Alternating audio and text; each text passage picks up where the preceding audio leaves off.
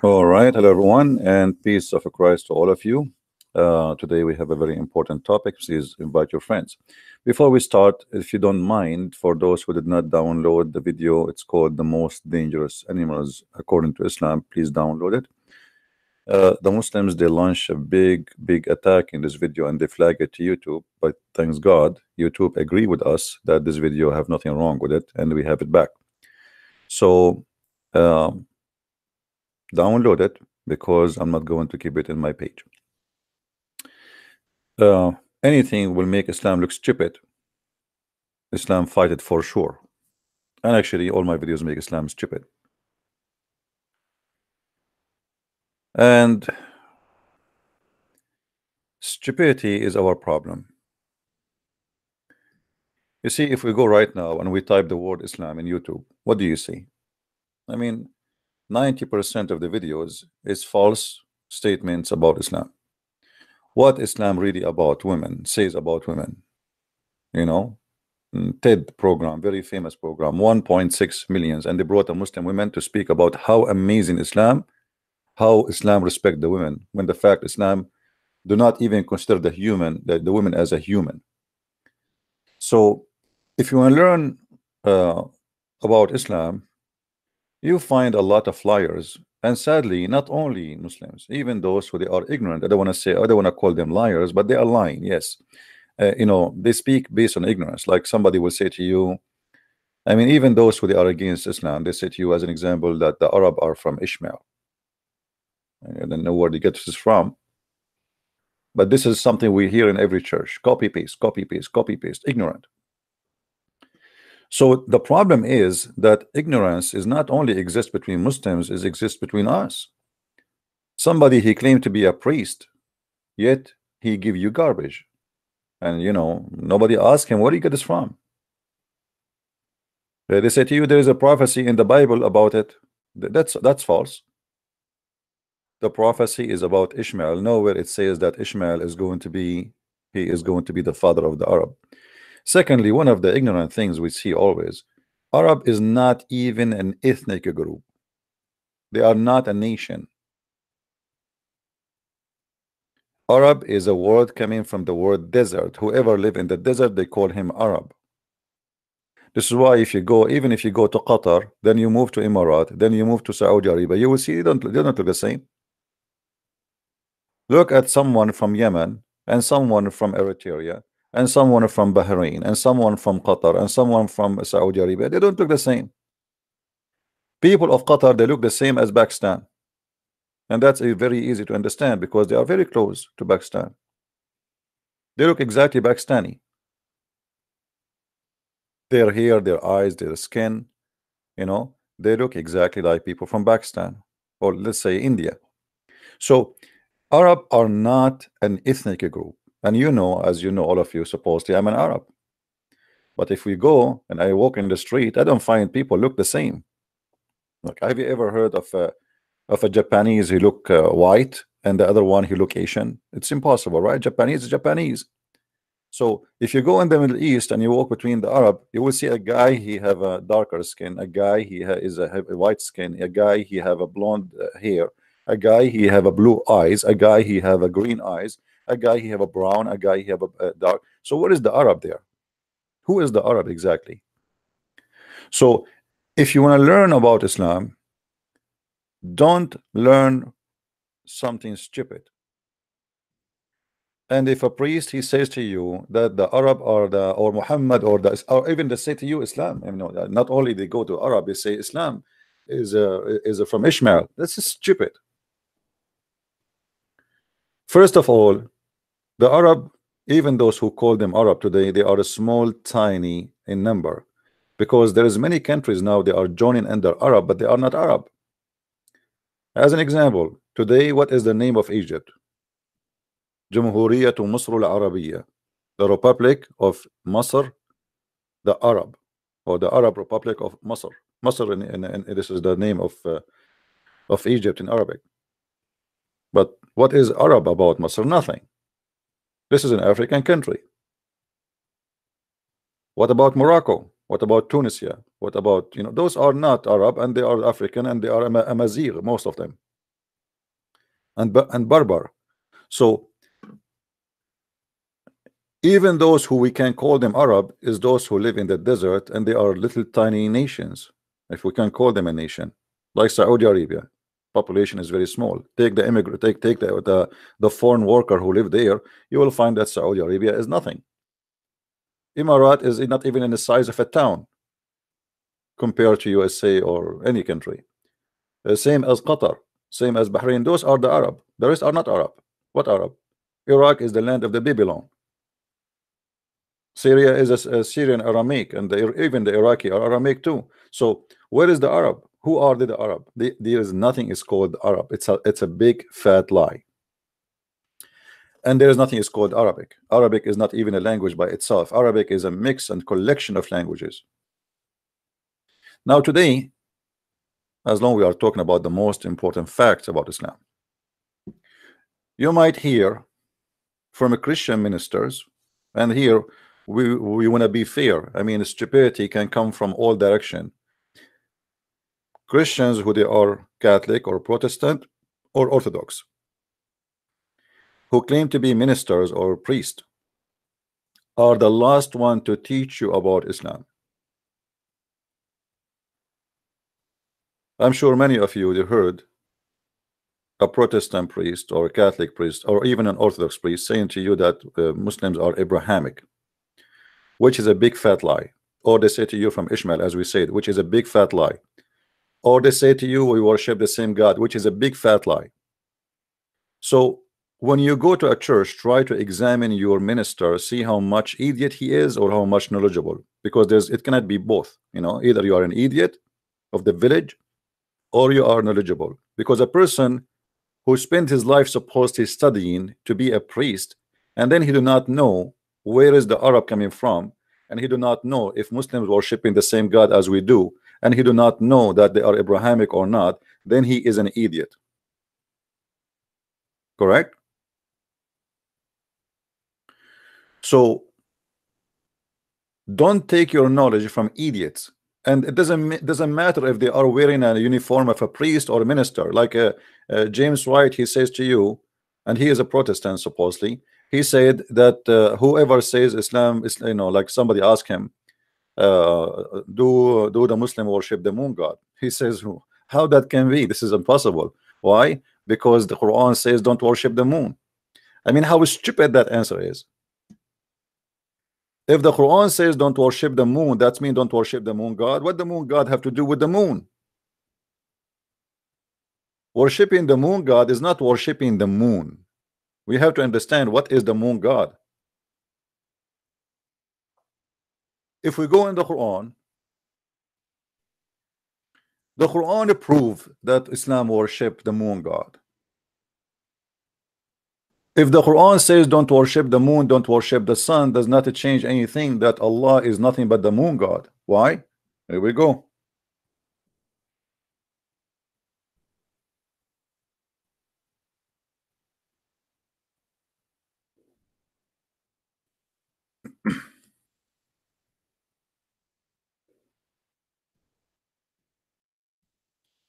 If we go in the Quran, we will find this verses.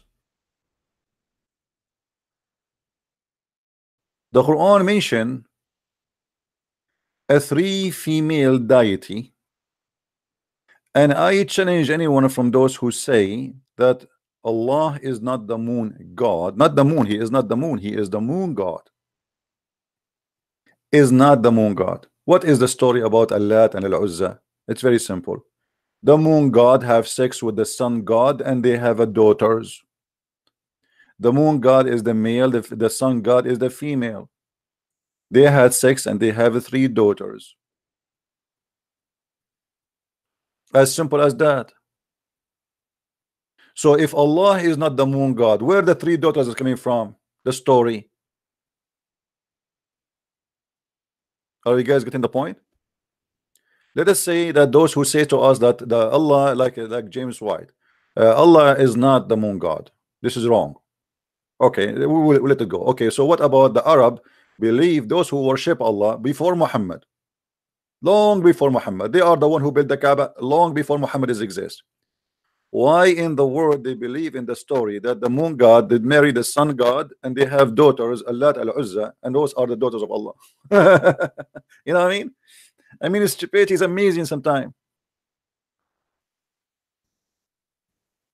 It's just in the front of us.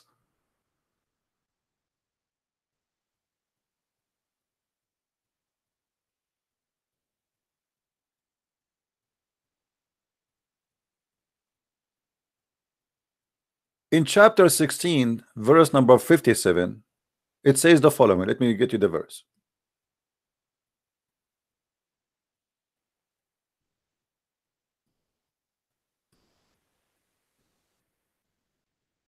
I mean, how clear we can make it more than this?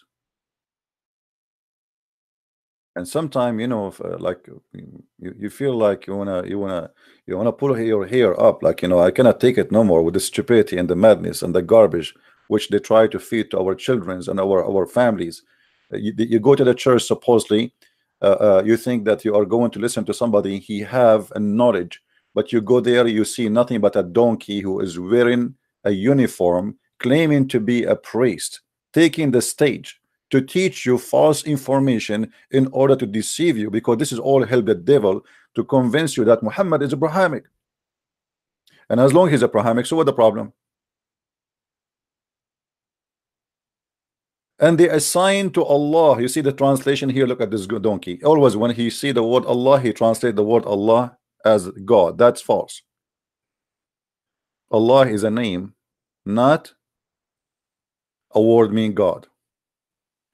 Garbage in, garbage out. Where is the other donkey translation?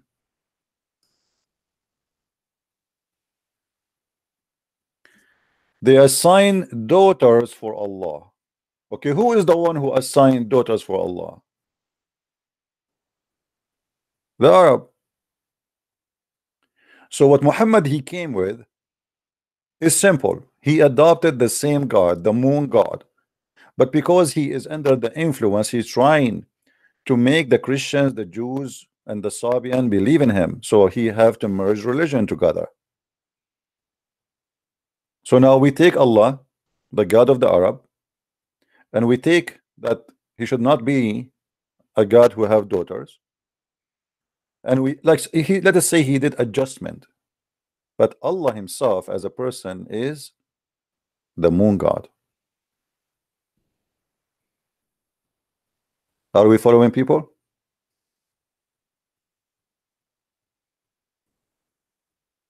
I mean, how clear we can make it more than this? Why they even assign that Allah have a daughter? You tell me. Why the Arab they assign that Allah have a daughter? Where the idea is coming from? You can go and search right now. You will find that the moon god marry from the sun god, and they have daughters. As simple as that. Allah and Uzza and Manat.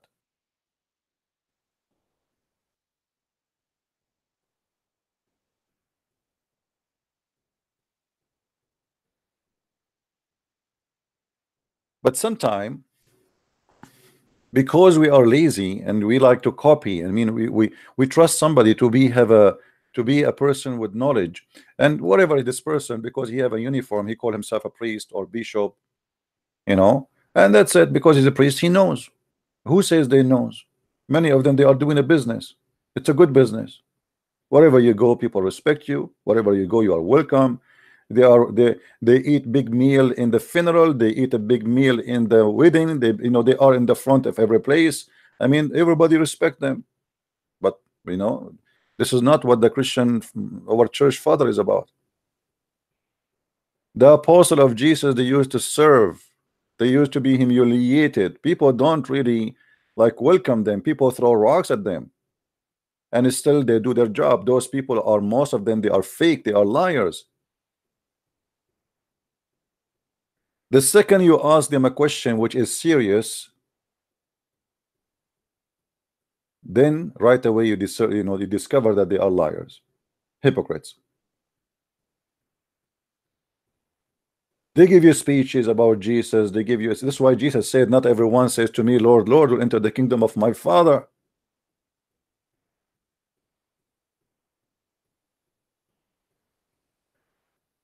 So, my friend,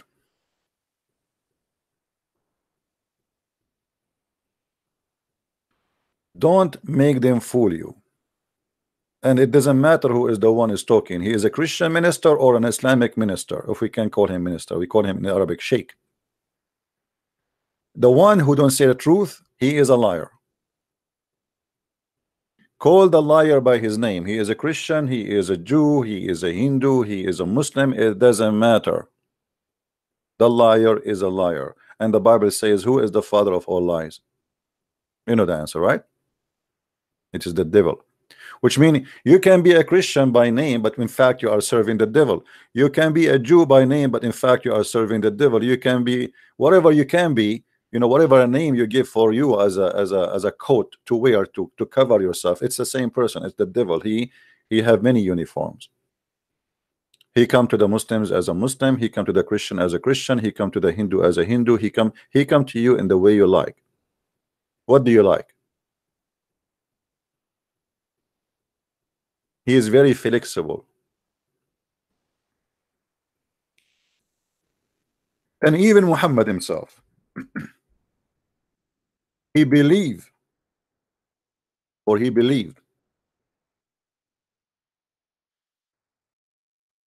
that the daughters of Allah are real.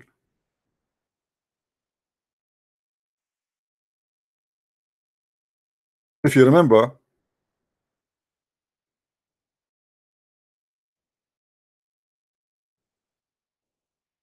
the Muslim, they report to us that the Prophet of Allah, he sent who? He sent Khalid ibn al-Walid to kill a woman who supposedly she is the daughter of Allah. And even the Muslims, they claim that he killed her for real.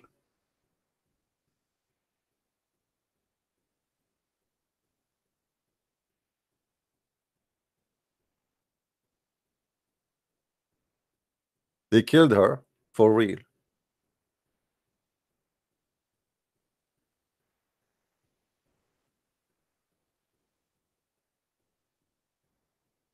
I would try to find the story in English for you.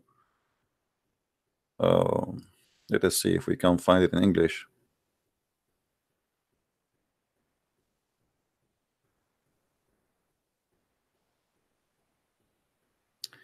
Let us give it a try. Will be good if we can find it in English, but mostly no, but we will see.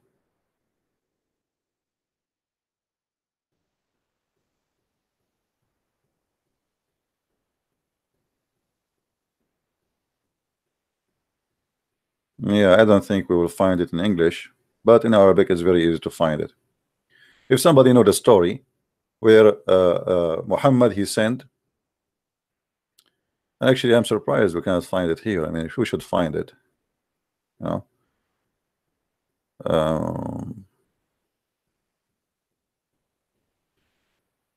And actually Al-Uzza is a black woman too. Here we go. I mean, again, you know, remember that always Muhammad, he make whoever supposedly is evil for him, he color him by black.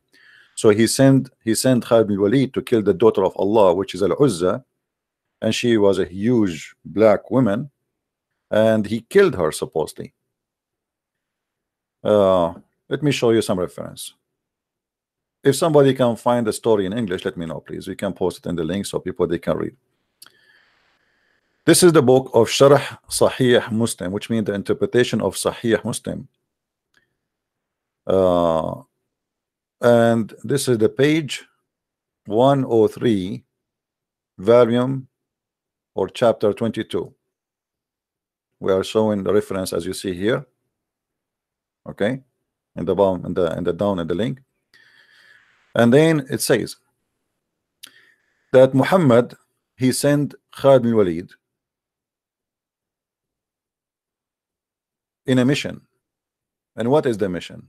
He sent him to a wadi. It's called the Wadi of Palm Tree. And this valley, it was in the left side. So Khalid bin Walid, he came and he found like three small trees, or a small big tree, like, you know, it depends in the understanding. And then he cut the trees, and there was a house on the trees. He destroyed it too. And then he came to the Prophet and he told him that he cut the trees. Muhammad said to him, go back, you did not cut anything, which mean, i.e., you did not kill Al-Uzza.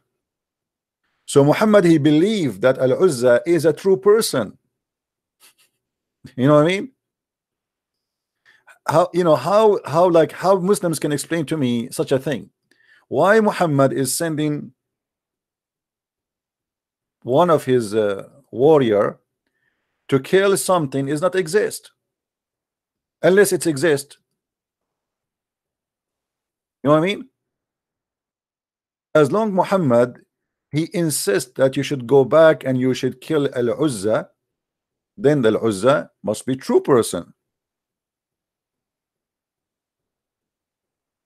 So how in the world Muslim they say to us that this is a fiction belief, Al-Uzza is not exist?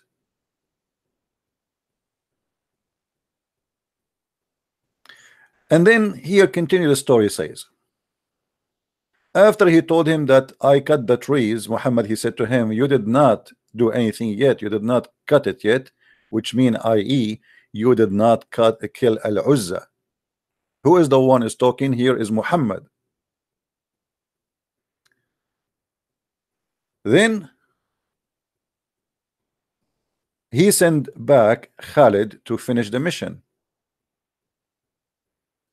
So he went and he left, like he looked at the side of the location where supposedly Al-Uzza live, and they look at the mountain, which means they entered the mountains, and they found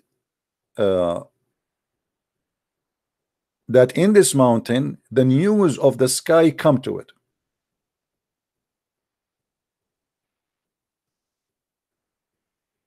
The one who bring the news from the sky, he is supposed to Jibril. He is the one who informed the Prophet Muhammad that they did not kill Al-Uzza. Al-Uzza is still alive. So they went to the mountain and they were screaming, oh Uzza, why you are hiding, oh Uzza, like come out or die. You know, you are like you like it or not, we will kill you. وإلا فموتي رغم أنفك. Which mean, if you have a God,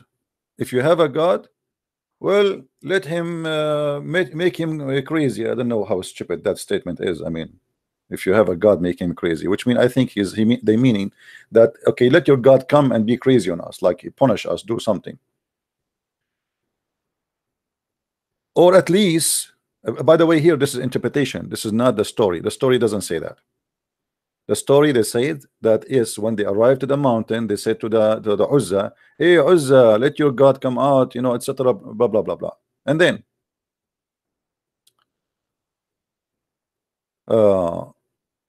then Khalid, he arrived to the women, and she was totally naked, and she was black, and her hair was widespread,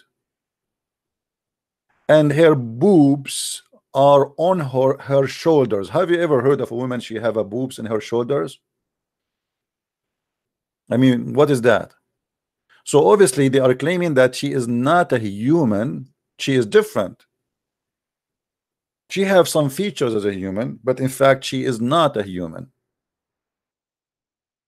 to the point that she have her breast in her shoulder,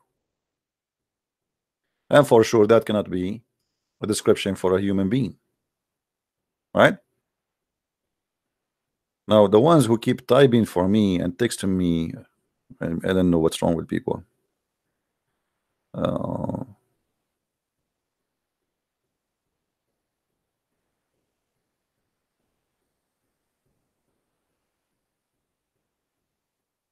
right, guys, you know,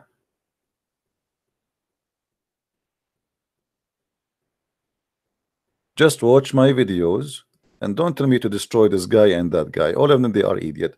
If you have somebody to debate me, bring him here. What I can do? I mean, I cannot chase people one by one.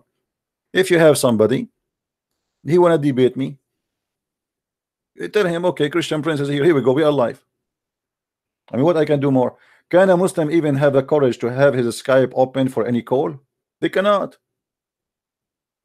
Because they have no knowledge and they have a stupid religion and their God is not helping them. 3 in 1: stupidity, ignorance, and false religion. So don't tell me, can you silence this guy? We are silencing them. So what we are doing here? If this is not silencing, so what is silencing?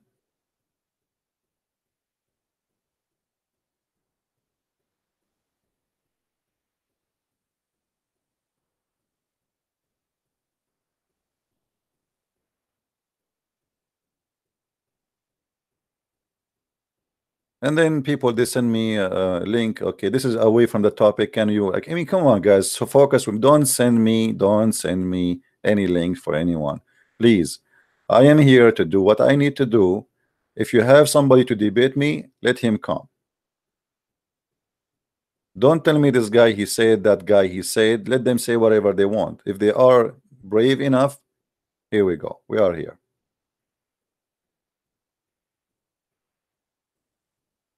Like a Muslim now, he sent me a link for Zakir Naik saying the proof of a prophethood. I wish I can play the video so we can die laughing.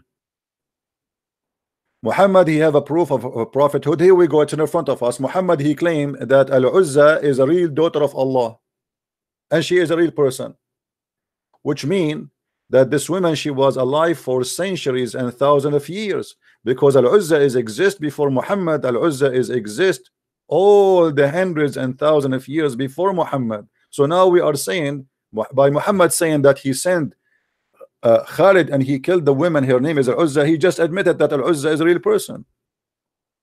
What a prophethood. Muhammad, he have a proof of a prophethood. Call me and show me the prophethood proof.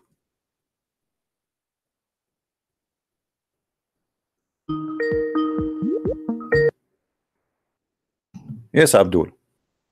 Hello? Yeah, you hear me? Hello? Yes, Abdul, do you hear me? Let me call him back.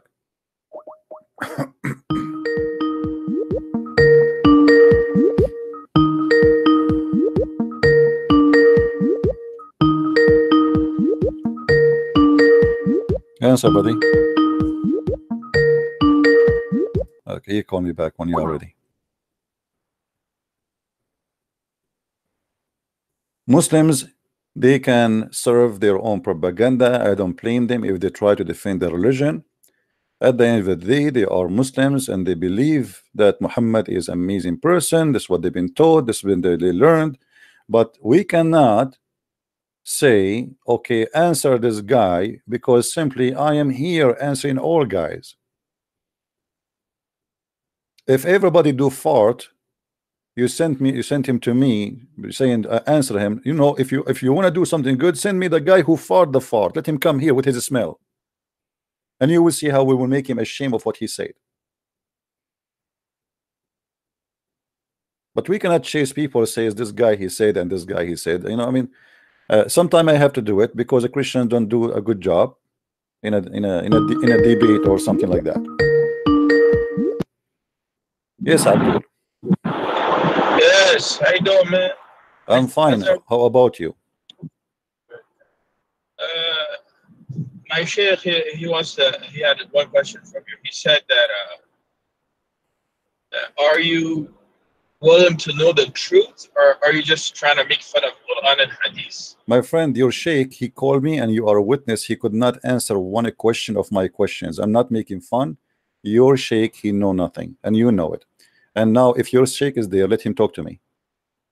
I'm just saying, my Sheikh said that, are you trying to know the truth, or are you just making fun of my friend, this is a very silly question, because with my respect to your Sheikh, I am a man, I'm not a kid.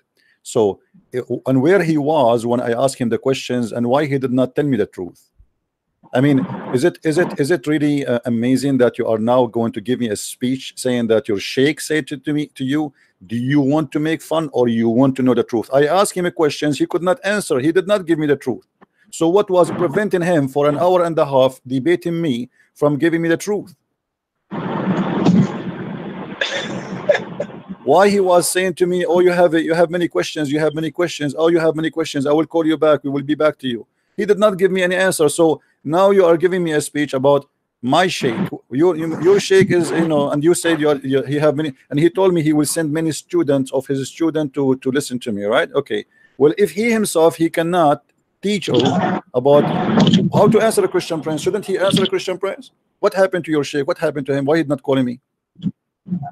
He's gonna call you back, but the only question that he has from you, that are you willing to know the truth, or are you just trying to make my fun friend, of my friend, we are the follower of Jesus, and Jesus says, I am the truth, and the truth will set you free.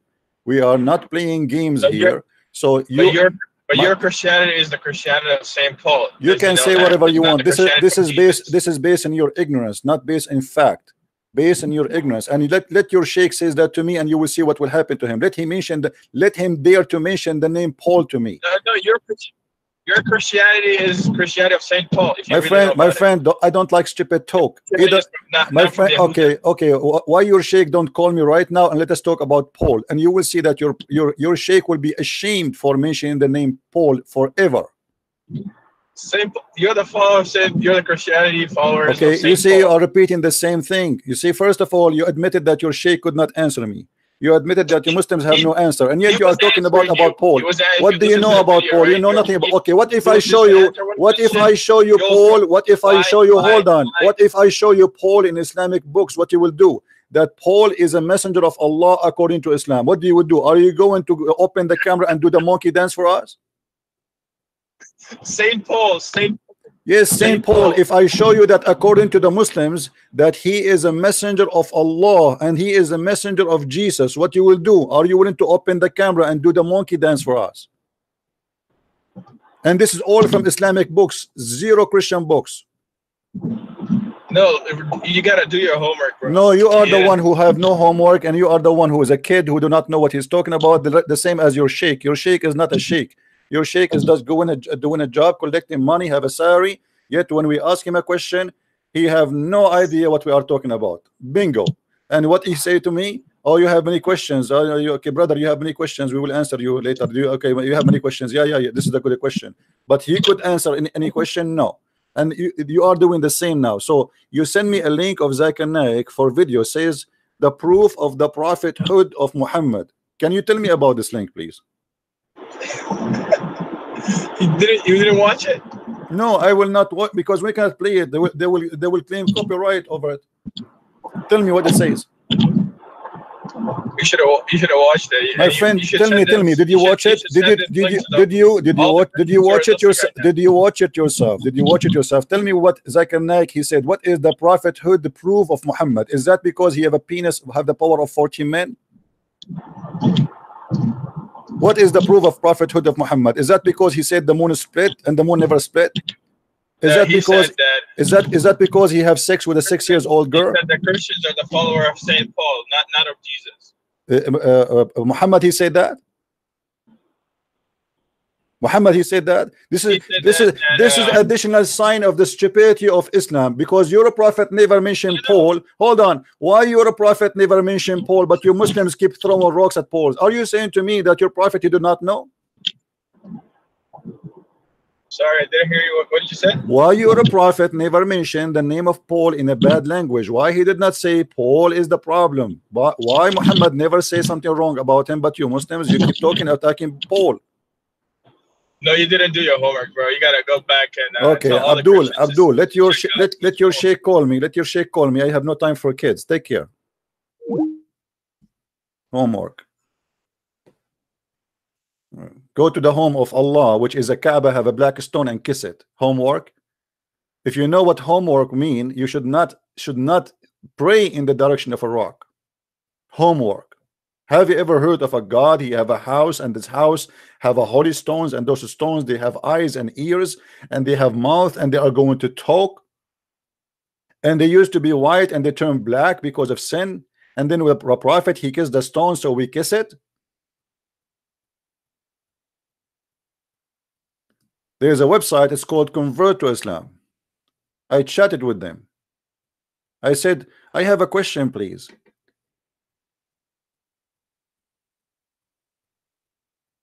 Why the about the black stone? Why the prophet kiss a black stone? They said because it's holy. I ask again, and why it's holy? The guy in the other side said because the prophet kiss it. I mean, have you ever heard of something stupid more than this? I just said to you, why the prophet kissed the black stone? You said to me because it's holy. And I said to you, why it's holy? You said to me because the prophet kissed it. And you are telling me do your homework.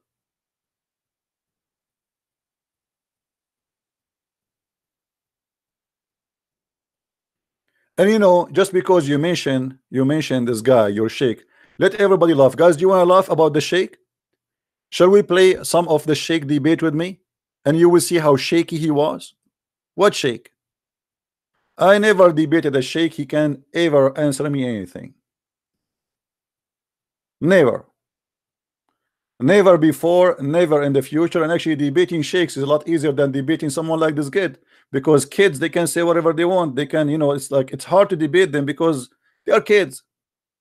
It's like debating in ignorance is a mission impossible.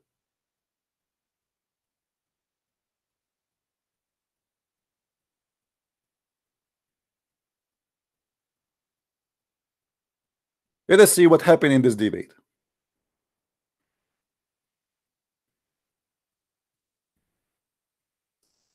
You have a sheikh and your sheikh will call me? You're right.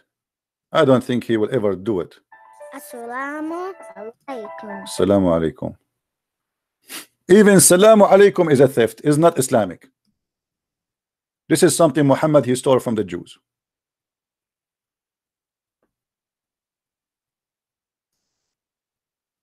This is your sheikh, my friend. He was very shaky.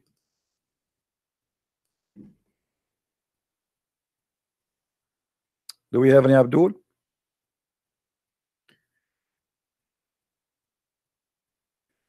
The one who called himself awesome dude. Are you a Muslim? I want only Muslims to call me. This is from the start when the Sheikh he called us.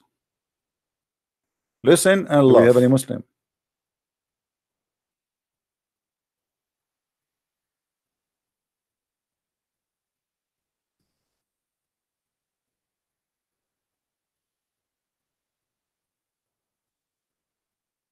I did not say that. Okay, hold on. We want to call Abbas, give him a chance to explain what he said. Maybe we got him wrong. Abbas is angry now. Don't say that to Abbas. If Abbas get angry, let's see where you didn't know what started. It is a must to ask them for intercession, and he bowed down to them. What do you say about that? He never bowed down to them. What he did was that at the time of oh, this is the Sheikh. He called me here. Let's see. It is a must to ask them for. Hold on.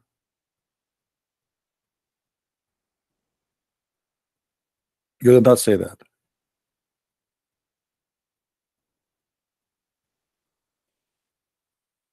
Call me, Abbas. Call me. Let us see what you say. But this is not Abbas now. The one who will call is the Sheikh. Hello? Hello? Yes. This is the Sheikh, Abdul Wadood. How you doing, man? I'm fine. Is that Sheikh?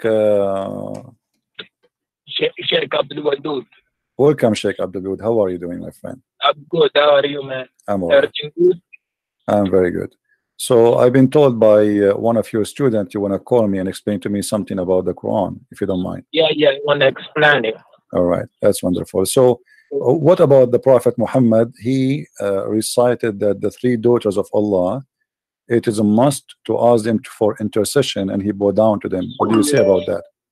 He never bowed down to them. What he did was that at the time of before the Prophet of Muhammad, peace be upon him, the people, what they were doing, they were worshiping Latin also. So Messenger Muhammad, peace be upon him, was sent to tell them to not worship Latin also, and to worship only one Allah. But this is not what Islamic source says, my friend. The Quran says in chapter 22, verse number 52, that Shaitan he thrown in the mouth of Muhammad satanic verses, and then all the reference says that Muhammad, the Prophet of Islam, when he was reciting the chapter of An-Najm, he said that those are Manat and Allat al-Uzza, the three daughters of Allah, their intercession is a must. And he bowed down, and all the pagan bowed down behind him. And even the pagan, they said, we never saw a prophet praising our gods as this before. So your prophet, he bowed down, and the pagan, they bowed down to the three daughters of Allah, and your prophet, he mentioned their names. Do you hear me, Sheikh? As I told you, that at that time, if you know the history of Arab, those people, they were worshipping Latin Uzza at that time. So Allah was telling them to not worship.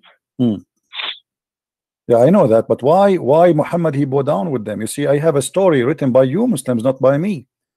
You see? Okay, bring the history in front of me so I can see it. Okay, do you see the screen? Do you see my screen? Just wait a minute, my student is working on it. Okay.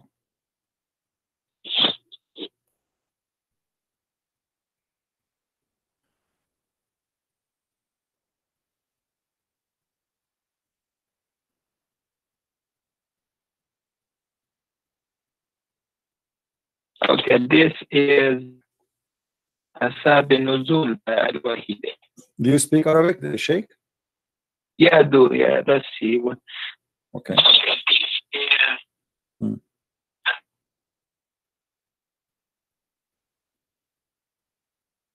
Okay. Let me highlight for you so you can see. It says here, you know.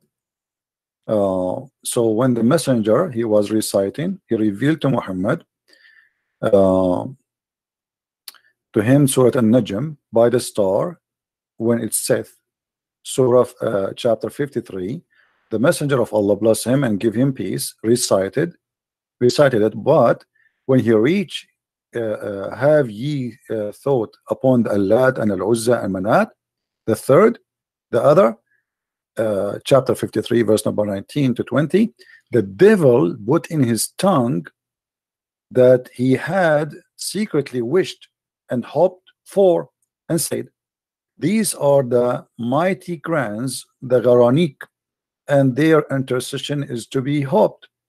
And then when Quraysh heard him saying that, when Quraysh they heard this, they were very pleased, and the messenger of Allah bless him and give him peace, carried on reciting until the end of the surah, and then he prostrated, and the Muslims followed, and they prostrate, and all the idolaters they're prostrated there too, and those all they were present, whether they are believers or disbelievers, all of them they bow down together except a man, his name is Walid, because he was an old man. So your source, my friend, saying clearly that your prophet, he worshipped the three daughters of Allah, he granted them prayer, and he was teaching, claiming that Allah taught him to say that the three daughters of Allah, they are to be worshipped and ask for intercession. What do you say? If you look at the translation, right? The translation is telling you the messenger of Allah, Allah bless him, gave peace and care on reciting the end of the surah. So that means that he was reciting Quran and he went to sajda to Allah. He didn't do sajda to the Latin Uzza. Yeah, but he mentioned already he mentioned that Allah and Al-Uzza, three daughters, he acknowledged them as their intercession is a must, and then he bowed down at the end, no problem. That was the problem. That was the problem at that time, that the mushrikeen in Makkah, they were worshipping Latin Uzza. And your prophet, he worshipped them, as you see. He mentioned their name. He was reciting the verses of Quran. Okay, what he said? He said that the three daughters of Allah, their intercession is a must. Right? So your prophet. That was the must for the mushrikeen in Makkah. Yeah, but he is the one who said that. He is the one who said. He said that was the must for the mushrikeen in Makkah. No, he did not. No, he did not say it's a must for the mushrikeen. He was reciting chapter of the Quran. He was not reciting what they believe. He was reciting Quran, chapter of An-Najm. So he was reciting An-Najm, and he inserted in An-Najm that the three daughters of Allah, their intercession is a must. He is not saying, don't say that he was saying it's a must for them. That is not true, my friend. That is not to fabricate. Don't fabricate things some your prophet did not say. It's not fabricated, brother. Okay. I think you have a lot of questions about Islam. I think you are questioning Islam by so much that you have read everything. Good. That's well done for you. You have read it, but you have not read it with a scholar of Islam. So you need to sit with a scholar and learn from them to teach you the Quran and Hadith in detail. Okay. So you can know what Quran and Hadith really is about. So you're asking me now to go and learn from the scholars. I thought you are a scholar, you are a sheikh. Yeah, that's what I'm saying. Okay. So as long as you are a sheikh, why you are changing what is written there? It says that the prophet, he said that the three daughters of Allah, the Garaniq, their intercession is a must. At the end, he bowed down, and all the pagan, they want to bow down together. And not only that, the people of Quraysh, they said, we never heard Muhammad creating our gods as much as good as today. So here we go. He agreed them. He said their intercession is a must, and he bowed down at the end, which means he bowed down for whatever he said. Whatever he said in that chapter, he bowed down and he started worshiping. He said that the three daughters are included in his prayer. He pray. He's saying, reciting Quran, and then he says the three daughters of Allah, their intercession is a must. And then at the end, he bowed down. He bowed down for what? For every word he said before he bowed down. So yes, he bowed down to the idols, the three daughters. And as you see, even the Quraysh, suddenly all of them together, they are worshiping the same God. And not only that, they said, Muhammad, he never mentioned our gods as good as today before. And this is why people, they thought that Muslims and the Arab, they became united because now they are worshiping the same God, and it is Allah, and it is the daughter of Allah. So don't tell me go and ask the scholars. You claim to be a scholar, and this is a scholar. The one who's talking here is a scholar, by the way. This is Asbab al-Nuzul. This is not my book. Abdul. I know. So the thing is that you need to sit face to face with a scholar and have your question, in front of him. You are saying in this ayat in Surah Najm, ayat number 19, that have you ever considered the idols of Lat and Uzza? And then about the third and the Manat, then is it that you have male and female? He Allah has females, and it's totally unjust division. And after that, there is nothing but the names you and your forefather have invited. Allah has sent down no authority attached to them. They are the following nothing but conjunction, and what their soul desire while guidance from their Lord sorely reach them. Yeah, but the question, my friend, the Quran is saying now that Shaitan. Yeah, but the Shaitan, the Quran, the Hadith says, the Quran says that Shaitan, he throw in the mouth of Muhammad satanic verses, correct? Shaitan was trying to do that, but Muhammad never listened. No, not trying. My friend, let us be honest. The statement in the front of you, where it says he was trying, he was not trying, he was successful. As you see, it says here, the devil, he throw in his tongue. He throw already, and your prophet recited that. He did not try, it was successful. Your prophet, he said that the three daughters of Allah, their intercession is to be hoped for. So he was not trying, he did. When the messenger, read carefully with me, my friend, okay? Read carefully, please. When he arrived reciting Lat and Uzza and Manat, the third, the devil, let us read together, the devil put in on his tongue what he had secretly wished and hoped for, which means the devil he wished for. These are the mighty grants, the Granite, and their intercession is to be hoped for. So your prophet, he said, what the devil he put in his tongue, said that, and everybody heard him, that the three daughters of Allah, Allat and Manat and Uzza, their intercession is a must and hoped for. So your prophet recited satanic verses. And not only that, you will see in the same page, you will see that the angel later, angel Jibril, came to Muhammad and he said to him, those verses you recited before is not from Allah. Here we go. At the evening, read with me carefully. At the evening, Jibril, peace be upon him, went to the messenger of Allah, Allah bless him and give him peace, and said, what have you done? You recited to people that which is did not bring from Allah. Glory is to He. And you said what He did not, what I did not say to you. So my friend, don't tell me that Shaitan was trying. Shaitan was able and he was successful. And even Jibril, he came to Muhammad and he said to him, what you have done. Go ahead, my friend, answer. So if you know that most of the tafsir of the Quran, that you know there is not, sometimes they're not recommended by all the scholars. You know about this, right? What is the one you recommend for me, as long this one is not recommended? I would recommend Marif al-Quran by my student. He's telling me to make it easy for which one?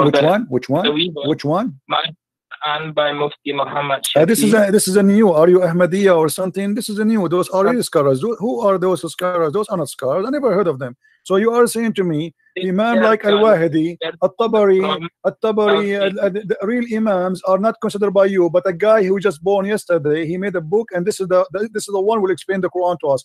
Don't you think that this is hypocrisy? It's not hypocrisy. So how you don't accept the original, the scholars? How come now this guy you are calling him Mufti? He learned his religion from who? From those scholars.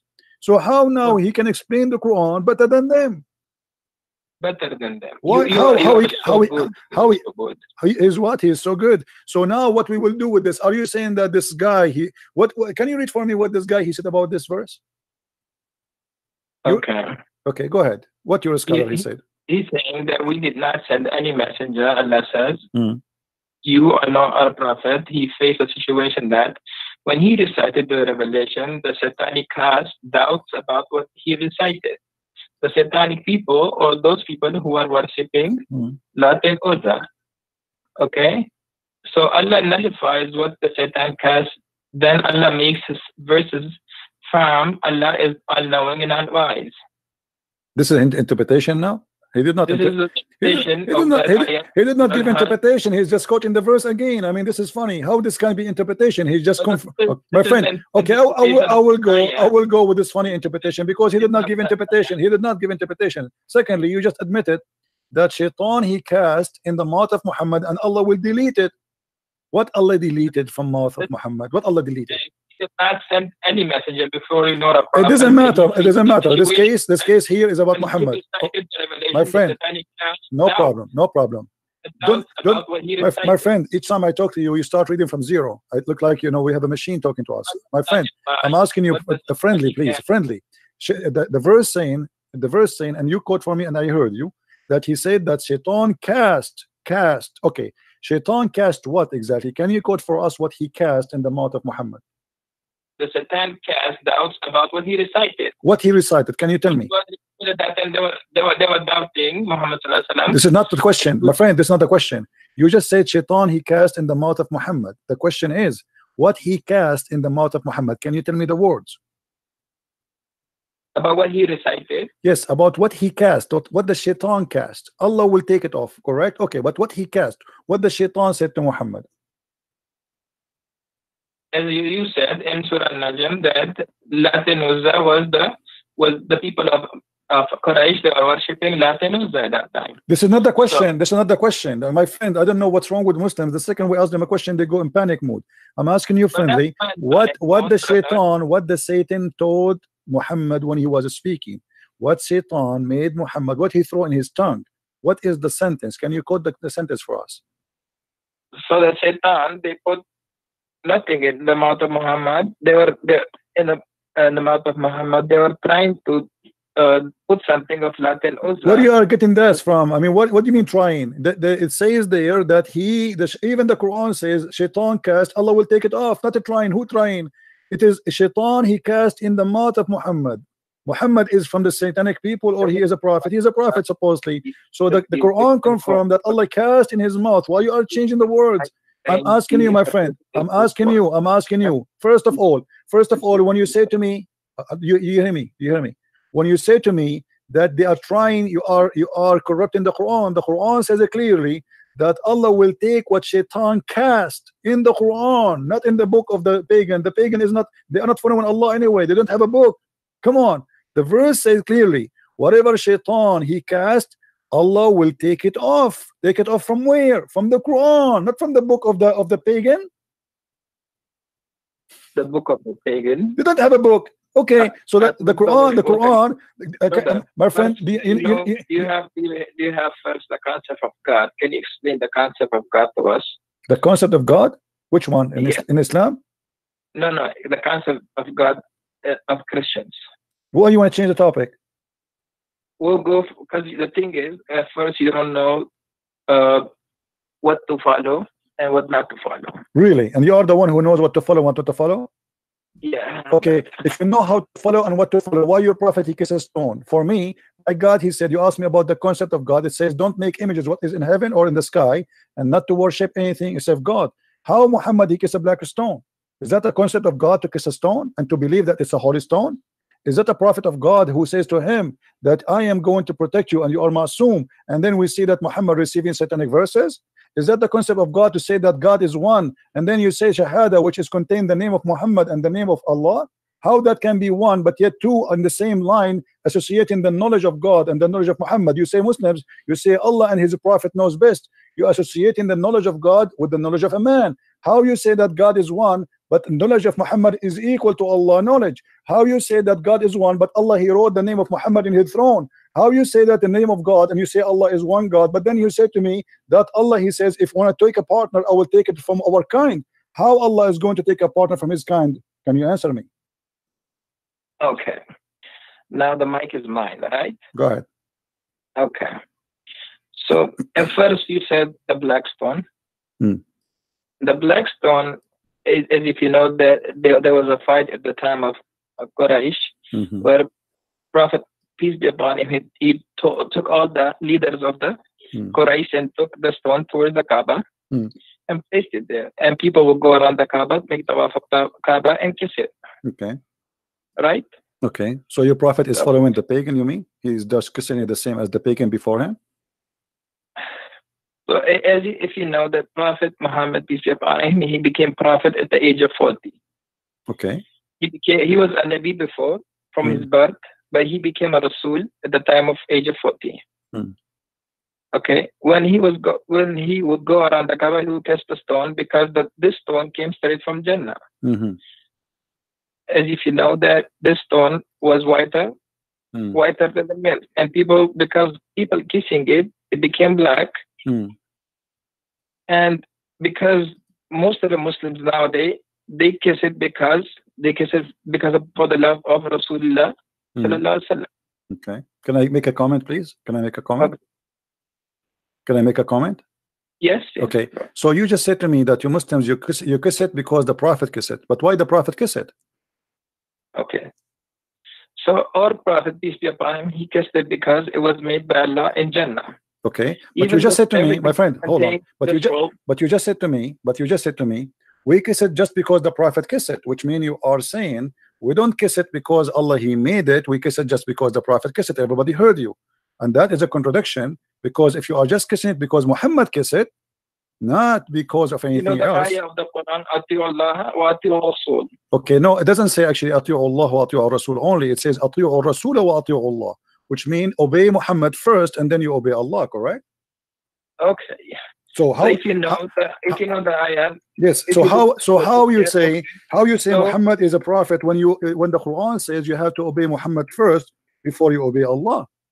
So That's the command of God. It's a command of God. Comes, you have to How follow. I know that this is the command of God. If God tells you to first follow Jesus and then follow God, my friend, would you, how I would you know do that it? this is the command of God, and why God he says obey a man first and then obey me? Shouldn't say obey me only because a man is a sinner and he can do bad stuff.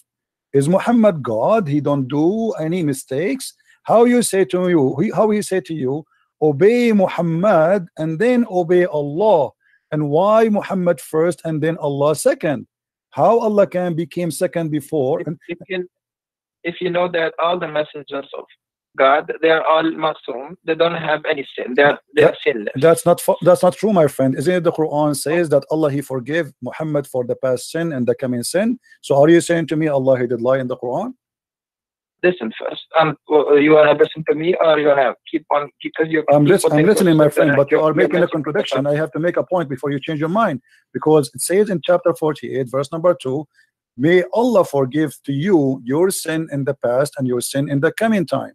So how you say to me Muhammad is ma'soom, but the Quran confirm that Muhammad is a sinner? Allah is through the mouth of our Prophet. He's telling us that Allah would forgive the sins of those who accept Islam. No, that's not true. Not true, my friend. Chapter 48 verse number 2 is speaking specifically about Muhammad. So please, if you are a sheikh, you know, I accept from you a decency and honesty, not lies. Are you fabricating the interpretation for the verse, making it about the Muslims? This is about Muhammad himself, not about anyone else. Why you are, my friend, changing the meaning? I don't want to say the word liar. I promise myself to speak to your respect, but this is absolutely false what you said to me. This verse only about Muhammad. What are you talking about? Chapter 48 verse number 2. 48 verse number 2. Okay. Al-Fatih.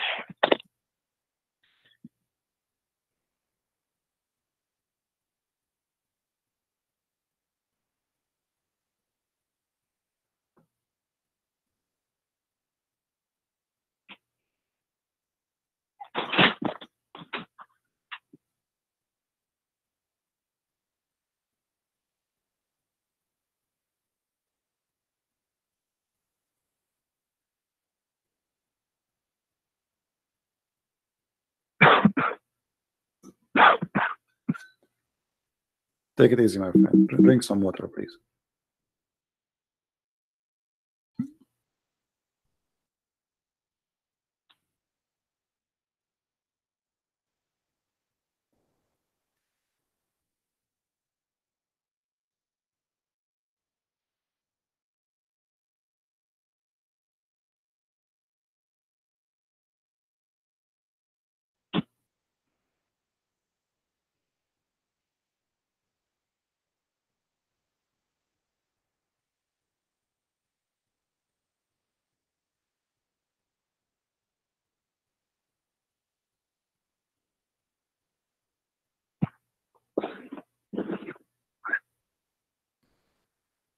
So if we go back to the history of this surah has been revealed when Makkah was fatah.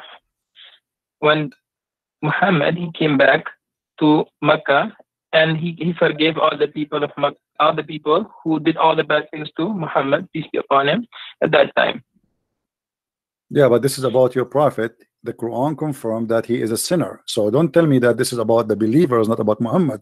So now we correct the thing. Thank you very much. So the Quran confirmed that Allah may forgive the sin of Muhammad and his in the past and the one to come. So how you say to me that the prophet protected, but yet he is a sinner? And the same time, that would be a contradiction, because how he said to us, obey Muhammad, he is a sinner, obey him. Obey him, whoever obey Muhammad, obey me. But now I have to obey a sinner. That will make me obeying God. But if you are a sinner, that means I have to obey any sin you do, because you are a sinner, you are not perfect. Are you Muslims saying that Muhammad is a perfect God, but he's a man? We're not saying that he's a God. Okay. We're saying the prophet of Allah. Okay, but you are saying to me, he's ma'soom. What ma'soom mean? Ma'soom does not make mistakes, correct? Yes. Okay, but how he don't make mistakes, but he do sin? Sin is a big mistake. Sin is a big mistake, not a mistake.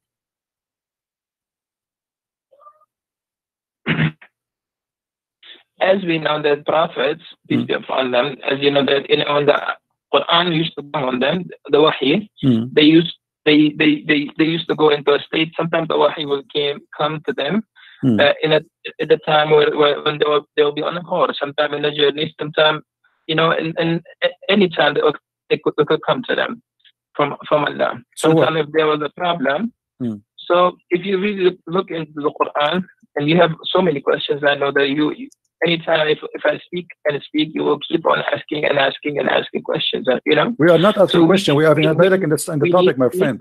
Me and you, my friend, we need to sit together. We need to sit together, and inshallah, we need to sit together, and inshallah, Allah will help you understand and understand the wisdom of the Quran and what is the why everything was revealed in this way, and how the ayahs of the Quran was revealed, and how the Quran was compiled together.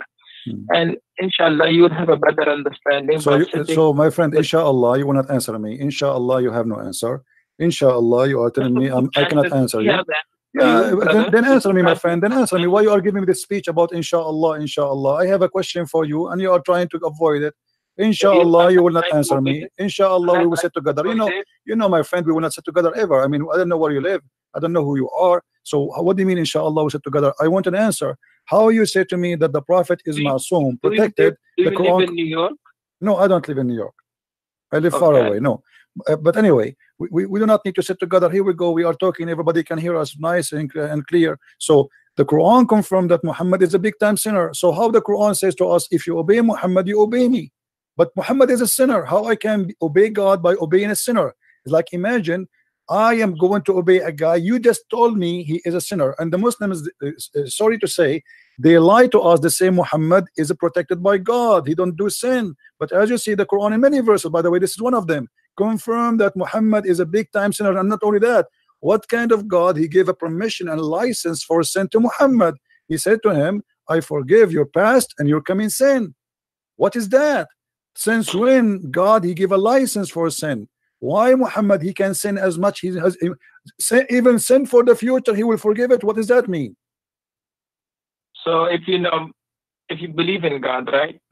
Do you believe in God yourself? If you believe in God, if you know that God, even today, if he says, if the day of judgment happens today, right? And God says, I will enter all the people who are making shirk against me, I'll make them enter into Jannah. Would you question him?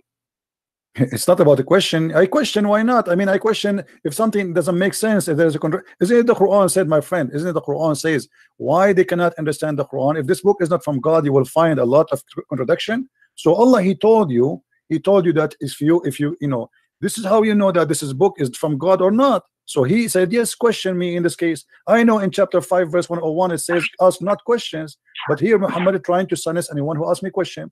But the Quran says, Allah yatadabbarun al-Quran. Can they understand the Quran? If this book is not from God, they will find another contradiction. And this is a contradiction. How you say to me that Muhammad is Masoom, and then you say to me Muhammad is a sinner? How you say to me that I have to obey a Muhammad, and then you say to me Muhammad is a sinner?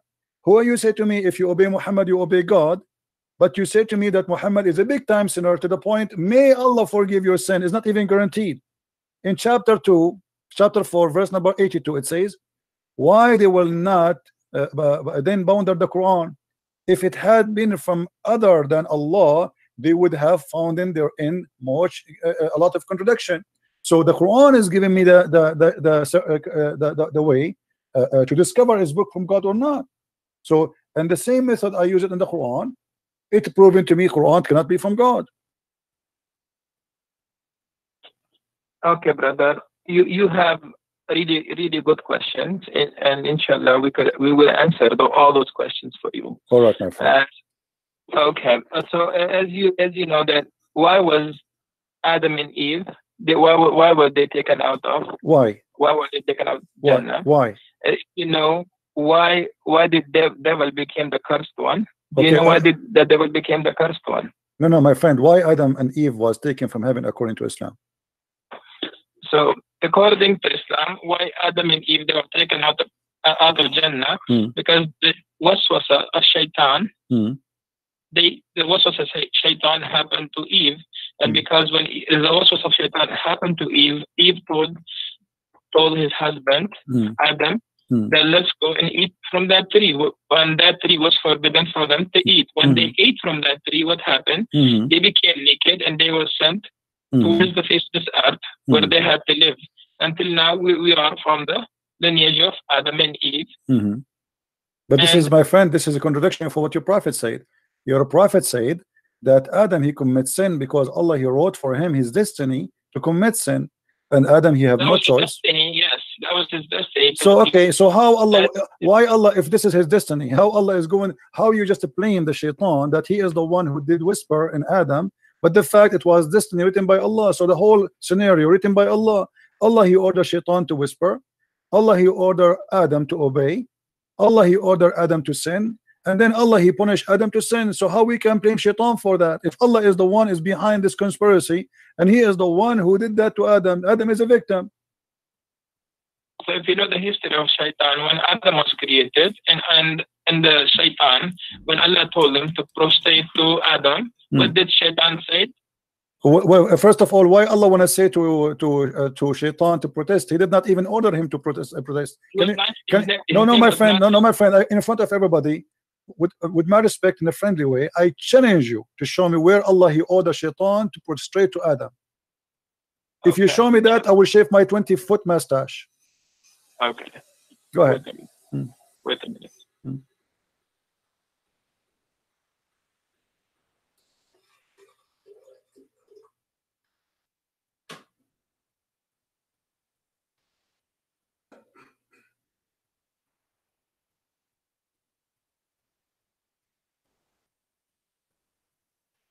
You want me to help you? You can go to chapter 2, verse number 34. Okay, brother, wait a minute.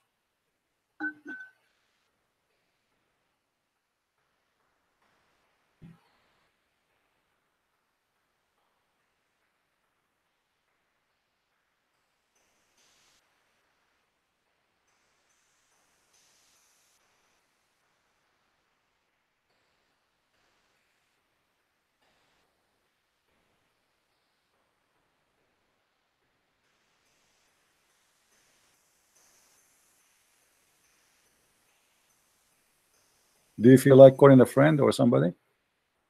Brother, yes. I'm going to my books and I'm looking from my books, okay? All right.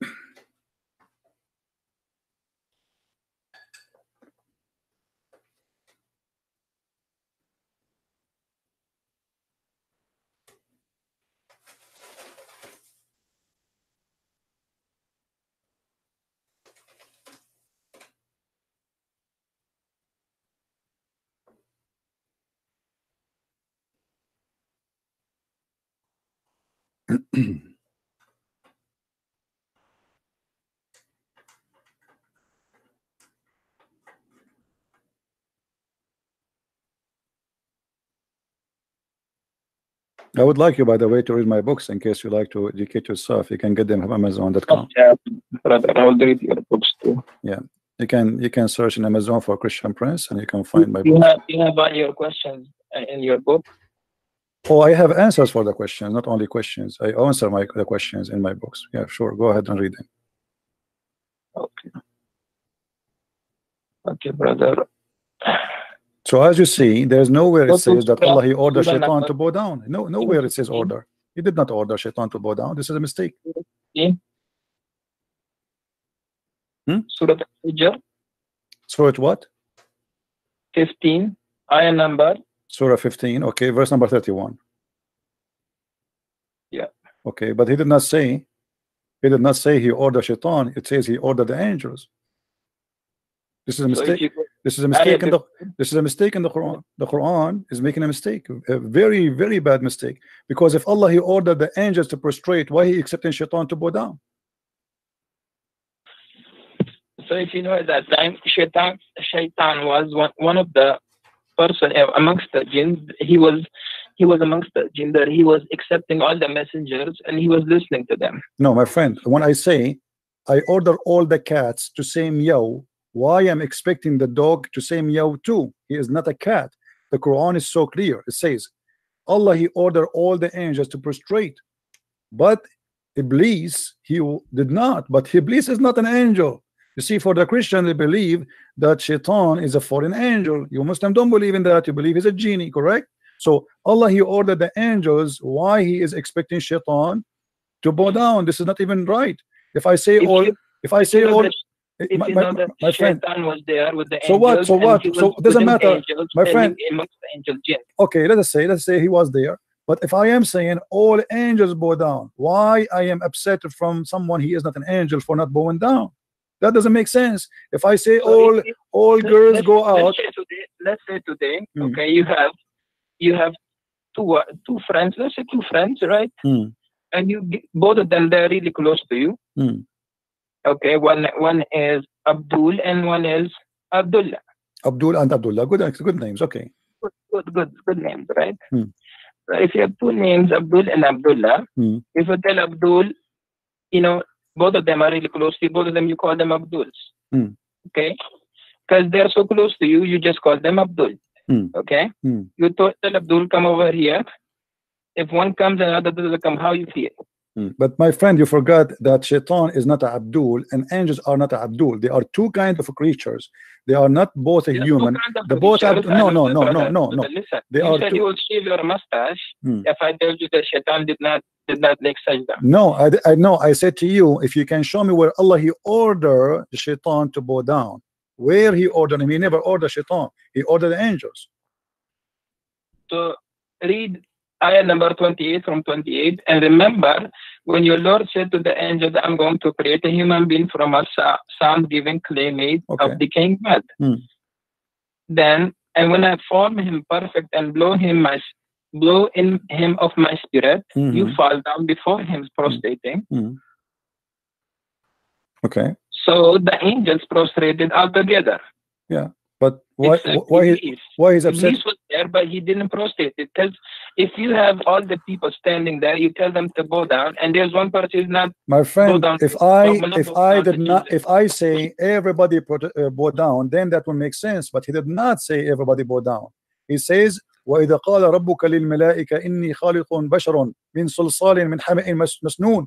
So he was talking from the beginning to the angels, and you are the one who quoted that verse for me, verse number 28. So Allah, He was speaking from the beginning only to the angels. So the angels are listening now. The rest is not in the business to listen. If I say to the angels, that's mean I'm speaking to the angels. And then He said to them how He created Adam, no problem. And then He said, bow down. So all the angels fall and prostrate because He ordered the angels to bow down. So why He is expecting Iblis to bow down? He did not order Iblis to bow down. He ordered the angels. And you can see the same story because your prophet, he keep repeating himself. Chapter 2 verse number 34, chapter 7 verse number 11, chapter 15 32, chapter 17 verse number 61, chapter 18 verse number 50, chapter 20 verse number 116, 26 95, sorry, chapter so it's all over. Chapter 38 verse number 74, but all of them confirming one thing. Go to Surah 7. Surah 7. Okay. Ayah number 11. That's wonderful. Allah, He ordered the angels to bow down. He did not order Iblis to bow down. فَاسْجُدُوا إِلَّا إِبْلِيسَ. Okay, my friend, but he was speaking to the angels. And we created you, then my friend, does it say, does it say, my friend, you said you speak Arabic. Read the verse for me in Arabic, please. لقد خلقناكم ثم صورناكم ثم قلنا للملائكة اسجدوا لآدم فاسجدوا إلا إبليس لما يكون من الساجدين. Thank you very much. By the way, you have a nice voice. I'd like to hear you sometime if we have a party. My friend, here it says ثم قلنا للملائكة. We said to the angels. He did not say that to all. He said to the angels only. So how you say to me, read that verse because he ordered Iblis? He did not order Iblis. ثم قلنا للملائكة. So we say to the angels, bow down to Adam, and they did bow down, except Iblis. He did not. But this is a mistake here. If he is Iblis, is not one of the angels, how you expect him to bow down? That is the most silly statement ever. If I say all cats get out, then I cannot be upset from the dog for staying home. I said cats. Cats and dogs are not even the same. So the Quran confirmed that genies are made from fire, angels are made from light. They are two different creatures. And the word of your God Allah is so clear. ثم قلنا للملائكة سجدوا لآدم فسجدوا إلا إبليس لم يكن من الساجدين. He said, I ordered the angels, then told the angels, fall and prostrate. Did you see the name of Iblis here? No. So why he is expecting Iblis to bow down? So this is a clear mistake in the story. You now, go to the next verse. What does Allah ask? He did not. Okay. Yeah, but you see, okay, yeah. Okay, well, here we go. So he said to him, what make you, like this is the funniest stuff about Muhammad. Yes. Okay. He said, I'm better than him. Okay, and thank you very much for mentioning this. This is proving Islam to be a pagan religion, because the first one who ordered angels to bow down to a man, it was Allah. Allah obviously is a pagan God. He should not allow anyone to bow down to Adam, to human. Adam is a human at the end of the day. How you ask them to bow down to Adam if he is just a man? So the first one who started paganism, worshiping someone, not God, bowing down, because bowing down is an act of worship. And at the same time, he said to him, why you are not bowing down? Iblis, he's smarter than the God of Islam. He said to him, why I want to bow down to him?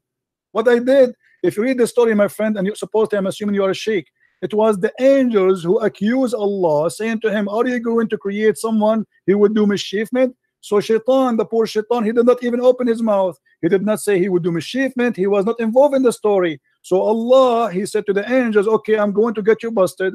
I'm going to teach Adam all the names. And then he brought them and he said to them, okay, Adam, before he brought Adam in front of them, and he told them, I will bring the things in front of you, and I want you to recite the names. They said to him, Allah, only you knows, we know only what you taught us. And then Allah, he said to Adam, okay, Adam, tell them the names. And then Adam started reciting zucchini, potato, tomato, etc. And this is how Allah, he proved that he is all knowledgeable and the angels are wrong. So the whole story is about a fight between Allah and the angels. So what the poor Shaitan have to do with this? And then Allah, he proved to them that because he named the zucchini and the tomato and the potato, the names, supposedly that will mean his God, which is very silly. Because if I have a dog and I call him Susu, and I ask you what is the name of my dog, and you say to me I do not know, that does not mean I'm God. I'm the one who gave him the name. What about we do it vice versa, the opposite way? What about the angel? He asked them, okay, name it, give it names, and don't tell me the names, and I will tell you the names, which means I know the unseen. So your God here is fabricating a story, Muhammad,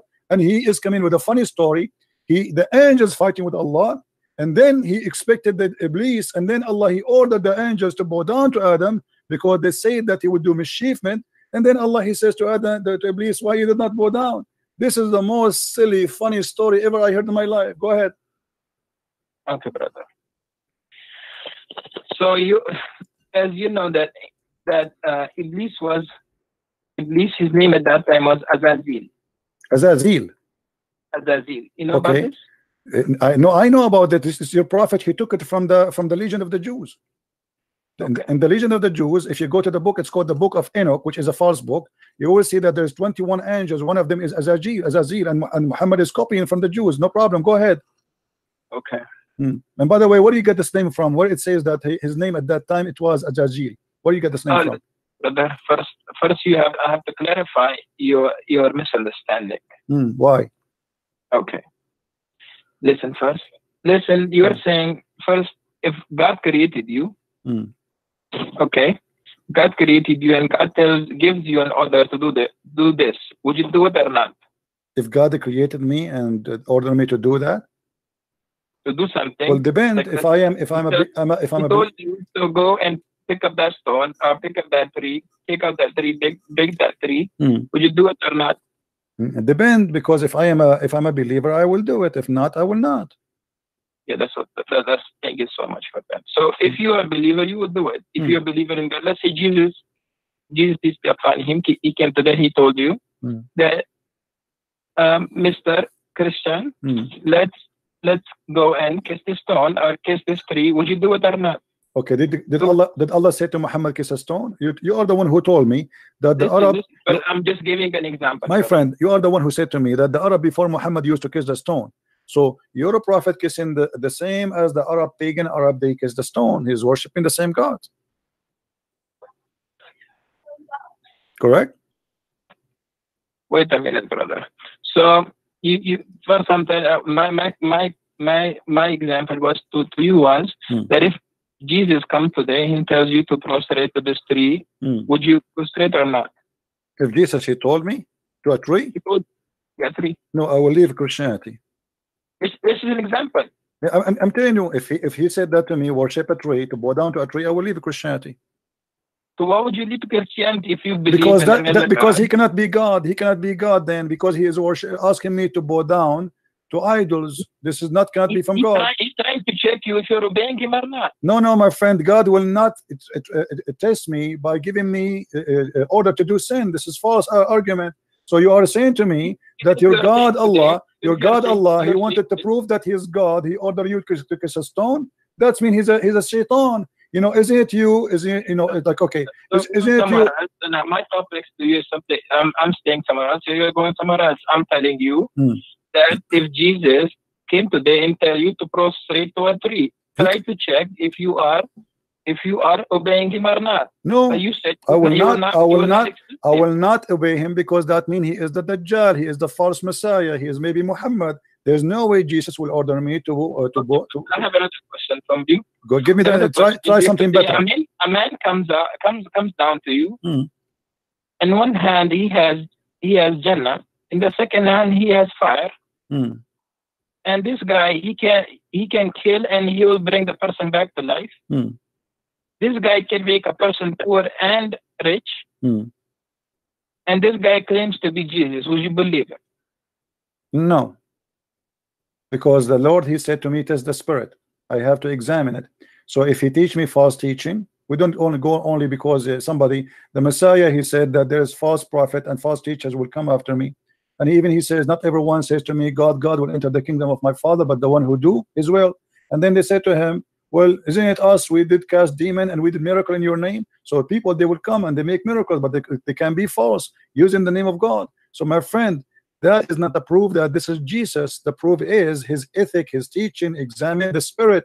The spirit of God is holy. Your God cannot be holy. And you are the one who just a second ago you said to me that the black stone was sent from heaven. What kind of God will teach that there's a stone sent from heaven and that make it holy? By the way, you are wrong about that, because according to your Islamic books, the black stone became black. It's only because of sin.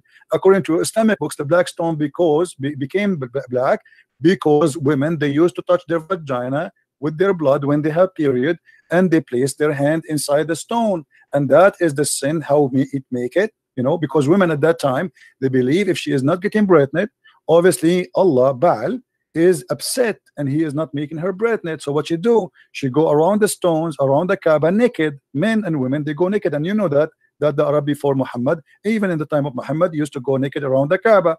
And then the woman, she placed her hand in her vagina and she put it in the wall, in the black stone. You are explaining the Arab before. Yes, but this is what Muhammad, he got it from the Arab. You said to me that Allah, he said that this is a black stone from heaven. but you know, you are trying to ignore what you Muslims says. This is not even the Arab what they say. This is what the Muslims believe. Let me show you, my friend. Here we go. This is Tafsir al-Hawi. You can see the screen, right? Okay. Oh, yeah. I see Okay. that screen. Okay. Tafsir al-Hawi. It says that this is your Imam saying, وجاء جبريل بالحجر الأسود من السماء, and Gabriel, he brought the black stone from the sky. And it says that Abu Qubais, there's a mount next to Mecca. I don't know if you've been there before. Next to it, a small mount, it's called Abu Qubais. The Muslim believe that Abu Qubais hold the black stone inside his belly during the flood of Noah to save it from being drifted by the flood, because the flood of Noah covered all the earth, including the Kaaba. And then when the flood is over, فَانْشَقَّ عَنْهُ, so the black stone came over. And then it was hiding during the flood of Noah, and it was a white pearl from heaven. فَلَمَّا لَمَسَتْهُ الْحَيْضُ فِي الْجَاهِلِيَّةِ اسْوَدَ, and when the blood of the women from period touched it during the pre-Islamic of ignorance, it became a black. Am I lying, my friend, or this is your books? Okay, brother. If you know the history before Islam came, the people, what they do to it, that's before Islam. You get it? Doesn't matter. Doesn't matter. This is a stone inherited from the pagan, and Muhammad adopted the same as he did with As-Safa and Al-Marwa. Isn't it? As-Safa and Al-Marwa, it was a practice of the pagan before Islam, and then the Muslims, they refused to practice, and then Muhammad, he said to them, don't you know that Allah, he just gave me a verse saying that As-Safa and Al-Marwa is from the ritual of Allah. How in the world the Safa and Marwa is from the ritual of Allah? From Allah, because if you know the mother of Ismail, when she put her baby on the floor and she was looking for water, and because the baby was crying and she had no food, no milk in her chest, so she would go to one mount and look for water, and then walk to the other mount and look for water, to see if any caravan is coming. Okay, my friend, is that to make it holy? I mean, this is the most silly answer ever I can hear, with my respect to you. So if a woman, her name is Hajar, she go between two mountains, that make it, we will make it from the ritual of Allah. Question, listen, brother. Your problem over here is that your belief in God is not strong. Your belief is mostly psychologically. Your questioning is mostly scientific. You want to try to prove everything logically, scientifically. Where with God, everything is not proven scientifically. My friend, I am proving to you from your Islamic books, what you said to me about As-Safa and Marwa is false. Because if you go to your Islamic books, and you will see that there was two idols for two men, a man and a woman, they have sex. And because they have sex, the Arab believe that Allah, he cursed them and he made them idols. Ibrahim no, it has nothing to do with Abraham. Abraham, he never been. Abraham, he never been in the Kaaba. This is the fiction of Muslims. There is no way Abraham will go there. And by the way, if Abraham, he went there, why he left? Why he did not die there? I mean, how in the world this guy, he went all the way, and Allah, he ordered him to build the Kaaba or to rebuild the Kaaba?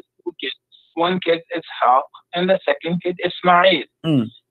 That from that you know that he has two kids, one is Ismail and one is Ishaq. Okay, and Ismail is from where?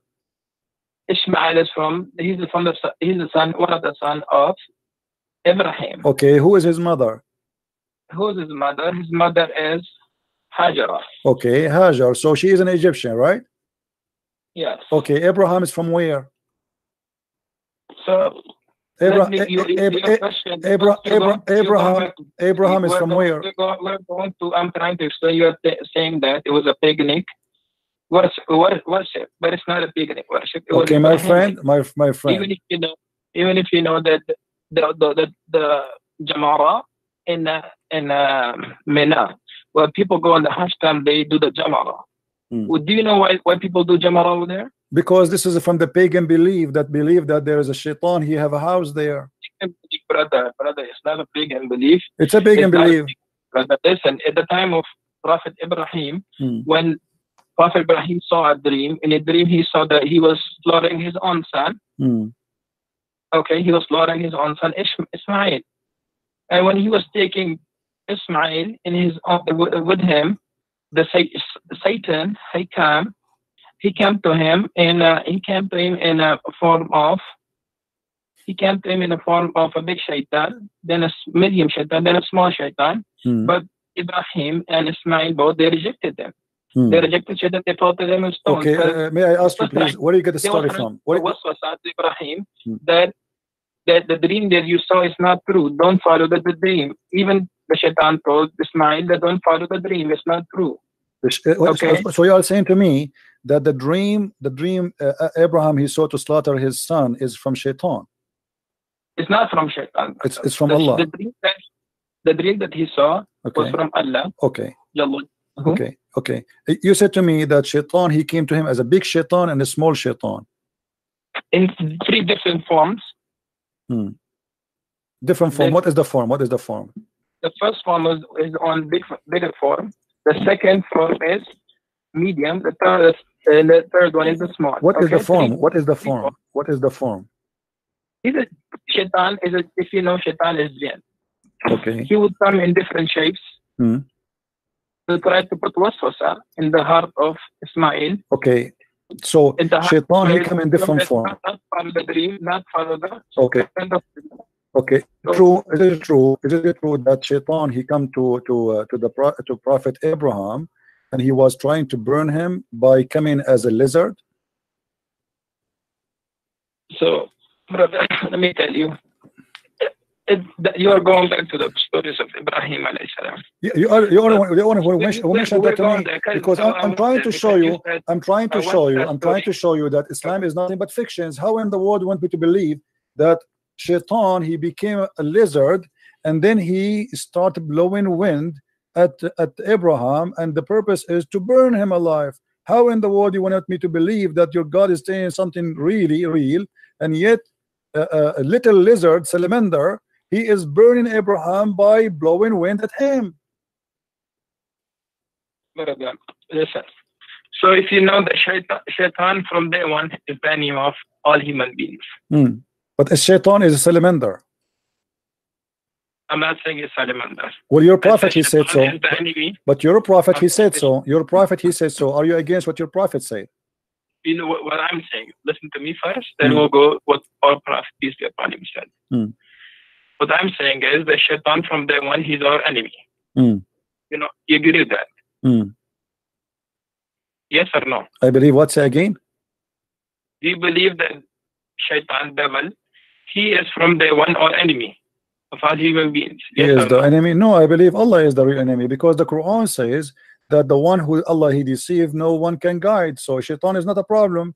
If shaitan misguide me, I can be guided by someone. But if Allah deceive me, nobody can guide me. So the number one enemy is the real deceiver, is Allah. Shaitan is just a victim. The same as what your prophet he said about Adam. Adam he commits sin. Why? Because Allah he wrote in his destiny that he will commit sin. So shaitan is just an employee for Allah. He do what Allah told him to make people commit sin. So why you are blaming shaitan when the fact not made him an employee? If you know, if you go back to the ayat, when Allah asked him, why didn't you prostrate to when Allah asked Iblis, why didn't you prostrate to Adam? What did he say?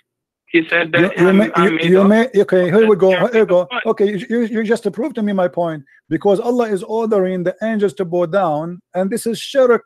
Because how in the world you order someone to bow down to a man and you are yet God? But it's the order of the God. It's not the order so Allah is the first mushrik, the first one he taught. No problem. The first one who taught shirk according to you, according to the Quran, the first one who taught shirk is Allah. He ordered everybody to bow down to a man. Thank you very much. Secondly,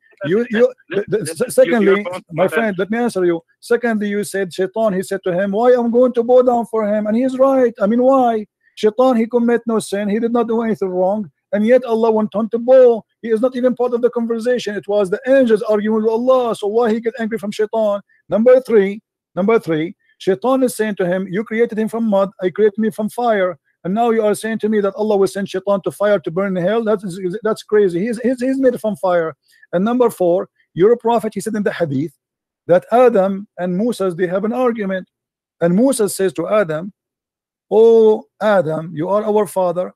You deprived us and caused us to come out of paradise.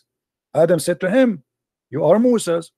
Allah chose you for his speech and wrote the Torah for you. with his hand. Do you blame me for what? For doing deed which Allah had decreed that I should do 40 years before my creation? And then your prophet, he says, so Adam, he refuted Moses. Adam, he refuted Moses 3 times as usual. So as you see here, Adam is saying to Moses, can you blame me for the sin which Allah he wrote for me and I have to do, I should do, I have no choice? So why you are playing the devil? The devil is a poor guy and Adam is a poor guy. The real one we can blame here in this case is your God Allah. He is the one who wrote the scenario. Okay, Adam, I will make you, I will force you to commit sin. So Adam have no choice. He forced Shaitan to commit sin. He ordered Shaitan to be the enemy of man and to commit sin, and he orders Adam to obey Shaitan. And now we have a sinner, his name is Adam. So in the debate here you see in front of you, and this is Sahih Hadith, where your prophet agree that Adam was right and Moses was wrong. So how you can say to me who is the biggest enemy to mankind? I say it is Allah, because if I am Adam, I will be now crying for the unjust. Allah, he made me do sin and yet he punished me and he kicked me out of heaven, but it was him who forced me. Brother, so your question back, go back to the Shaitan didn't made the sajda prostration. Okay, go back there. Just wait a minute. What do you want to answer about this one? You don't want to answer about Allah, he is ordering about your prophet explain that Shaitan and Adam are victims of Allah crime? Okay, brother. So I was trying to tell you that we should go back. So let's say today, President Trump, being that, because I live in America today, he made the shutdown today. Okay, he made the shutdown for more than, now it's the second month that he did. Okay, can anyone stop him to? Can anyone tell him to open the government if he doesn't want to? So you are saying to me, your God. Can anyone just listen first? Okay, I'm just answer you. You said to me, can anyone? Then we'll go back to the world. So you are saying to me that your God is evil, the same as a Trump. He decided evil is Trump now, and he decided to shut down. So what is comparing to? I mean, can you? Who cares if I can or not? If he is so evil, he is so powerful, does not change the fact that he is evil. So you are saying to me, we have an evil God who make us commit sin, and we have no choice but to obey his sin. You are keep on interrupting what I'm saying. No, I am not. You're not letting me talk. I am not, my friend. I'm just having a conversation with you. We're having tea and coffee together. Take your coffee. You are the one who mentioned to me Trump, and you are saying to me, can you stop him? So you are saying to me, we can't stop Allah. So Allah is very evil, very powerful, but we cannot do anything about it. What we can do, but yet that will not change the fact that this is not just and this is not fair. So first, what you gotta do is, first, brother, I recommend you to first learn what God is. In Islam or in Christianity? Christianity. First, learn that. Christianity. First of all, our God. If Jesus tell you, right? Jesus tell you, do this. Would you do that? Like I told you, prostrate to the tree, just to see if you're obedient or not. I told you many times. If you told me, if you order me to do wrong, I will not do wrong. If you told me to do wrong, that's mean. That's mean. My friend. No. This is not a punishment. This is not a punishment. Why he's punishing Adam? Adam, he is forced to commit sin, as you see. This is not a punishment. Why in the world you force me to do sin, and then you punish me for committing sin, and then you kick me out of heaven for saying to me you all commit sin? That is the most crazy argument. The one who should be kicked out of heaven is Allah. Are you an atheist? My friend, I am a Christian. I am a believer more than you. You believe in a black stone. I believe in the true God. I don't believe in kissing stones. I condemn. Conception of Islam. My friend, you are the one who have no answer, as you see. How in the world Allah he judged Adam for committing sin when his sin is written 40 years before his creation? How we can say to Adam you are a sinner if Allah is the one who decided his sin and he made him commit sin? Where is justice? Where is God? God is about justice. Can you change it? No. Oh, so you are saying to me Allah is evil, we cannot change him? Thank you very much. I'm not saying Allah is evil. You just say that. He can do anything to you. He can make you he can make you a donkey, he can make you anything. No problem, but that proves that Allah is evil. Doesn't matter. You are saying to me we cannot change it. He's evil. He's a God. He whatever he wants he could do. So if he wants to make you believe, he will make you believe. He doesn't want to make you believe, he would not make you believe. My friend. You get it? My friend, can I have your you are a sheikh in which mosque? And maybe if I stop in New York one day, I can pay you a visit if you don't mind. Okay, brother. So come to Astoria. Astoria. Can you give me the full name and the address in Skype? On my you are a nice person, I have to admit, you know, and I apologize if I am really too much tough on you, but I have to say the truth, and the truth have to be as it is. But as you see, my friend, your explanation to God that because he is so powerful, so he can make us commit sin and then he will punish us for doing sin which he made us do, that is not God. God is about justice. Isn't it you Muslims, you call your God Al-Adil? Al-Adil means the just. How he can be called such a name after this? To call somebody Adil, you have to be just. Brother, listen to me, brother.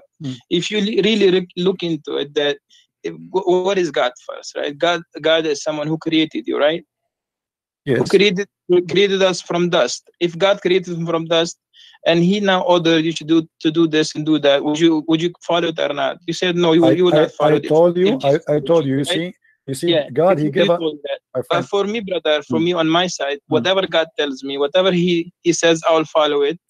But you know what God never told us to kill innocent people. Never, brother. It is a wrong concept about Islam. You know about this. That God never told us to kill innocent people. God never told us to go and kill. Are you sure? People, anyone? No, never. God never told Muslims to kill innocent people. Really? God never told anyone. Because my student, he told me that you come on the show live and you tell people that Islam is an evil religion. Islam teaches evilness, but Islam never does that. But okay, my friend, let me ask you. When your prophet he attacked Bani al-Mustaliq, did they commit anything against him? Bani al-Mustaliq never fought him. He attacked them, he killed the men, he took the women, and he raped them. So what do you mean he did not command? Isn't it your prophet, he said in chapter 9 verse 29, go and kill the Christians and the Jews unless they pay you the jizya? Your God, he is teaching gang mentality. If we pay you jizya, we pay you money, we can live. And we can even stay kuffar as long we pay. If we don't pay, we die. So how you say to me Allah never ordered to kill innocent? Isn't it your prophet, he said, I've been ordered to kill all mankind, not to fight only. In Arabic it says uqatil, and you speak Arabic. So I've been ordered to kill all mankind until they say there's no God but Allah. So how you say to me that Islam never ordered to kill anyone is not unless he is guilty? In Islam, if you are not a Muslim, you are guilty. The second you say you refuse Allah, you are guilty by being a kafir, and that is enough to kill you. And your prophet confirmed that, and this is Sahih Hadith, and this can be sponsored in the Quran. So my friend, my name is a Christian Prince, and nobody can play games with me. And you can tell if you know 10% about Islam, humbly I say, I know 1,000 times more than you about Islam. Don't make things. I know nothing. I'm zero. You are no problem. But people can be judged. But you are saying things to me. You can't prove it. How in the world you say to me that Islam order us not to kill innocent people? It is Islam saying kill innocent people. Just because they are not Muslim, they are not innocent. So I believe this is a form of deception. Trying to say to us what we hear in the TV stations, that Islam is peace, when your prophet says I've been ordered to kill all mankind. Until you got to look at the context of Quran. Okay, give me the context, my friend. Here we go. We have to look like summarize everything. Look, no problem. Look, no problem. Isn't it your prophet who said I've been commanded to find all people? Is God sent prophets or prophets to the Jews? Then he sends to the Jews Jesus, and they believe in Jesus as a God. Then they believe in Uzair as a God. They worship cow. Who is Uzair, by the way? Who is Uzair? So think about it. If God is keep sending messages, keep sending messengers, they're killing messengers. They're killing all those people. They're killing those people who are believing. Okay. Okay. Did you say, my friend? Did you say the Jews they killing people? Can you name for me one messenger the Jews they killed? The Jews they killed Yahya. Can you show me the reference, please? They have more other prophets. We don't have. We listen, brother. We follow.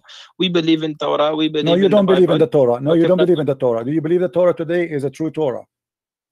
The Torah today, listen, brother. The Torah at the time of our Prophet Rasulullah sallallahu alaihi wasallam is different than the Torah that we have. Okay, so how you say? So where you got the story that they killed the Jews? They killed the prophet. His name is Yahya. Where you got this story from? Is that from the Quran? It is not. Where you get the story that the Jews, they killed the prophet? I told you, who is the prophet? You said Yahya, right? You are listen first to my what I'm saying. Okay, but I want reference. You said to me from the Torah. You don't believe in the Torah. I'll give you references, brother. Just wait. Okay, I'll give you references. Okay, from tafsir. You will give me tafsir. Tafsir is coming from the Torah too. Okay, brother. If as I told you that God was keeps sending messengers to the humanity to guide them, but what they would do is they will kill all those messengers. Okay, I have a smaller question for you before you go. Maybe you are tired. Let me ask you. You just said that the Jews, they killed many prophets. Is that correct? Of course, brother. Okay. Why they could not kill Jesus? Why Allah decided to save Jesus only, but not the rest? As long as they are prophet, and the Quran says we don't differentiate between prophets. So how come the Jews, even they killed Muhammad? They killed him by poison. So Muhammad died by poison, and the Quran confirmed that some you called impostor, liars, and some you slay. But yet we see that Allah decided only to save Jesus. Do you have an explanation for this? Why and only Jesus will be saved when your prophet, he was killed by poison? Okay, brother, listen first. My mic? Yes, go ahead. Okay, brother. Okay, brother, if you really look into this, right? If you look that at the time when they were about to kill Jesus, right? And according to the beliefs of Christians, if someone dies on the cross, what is he?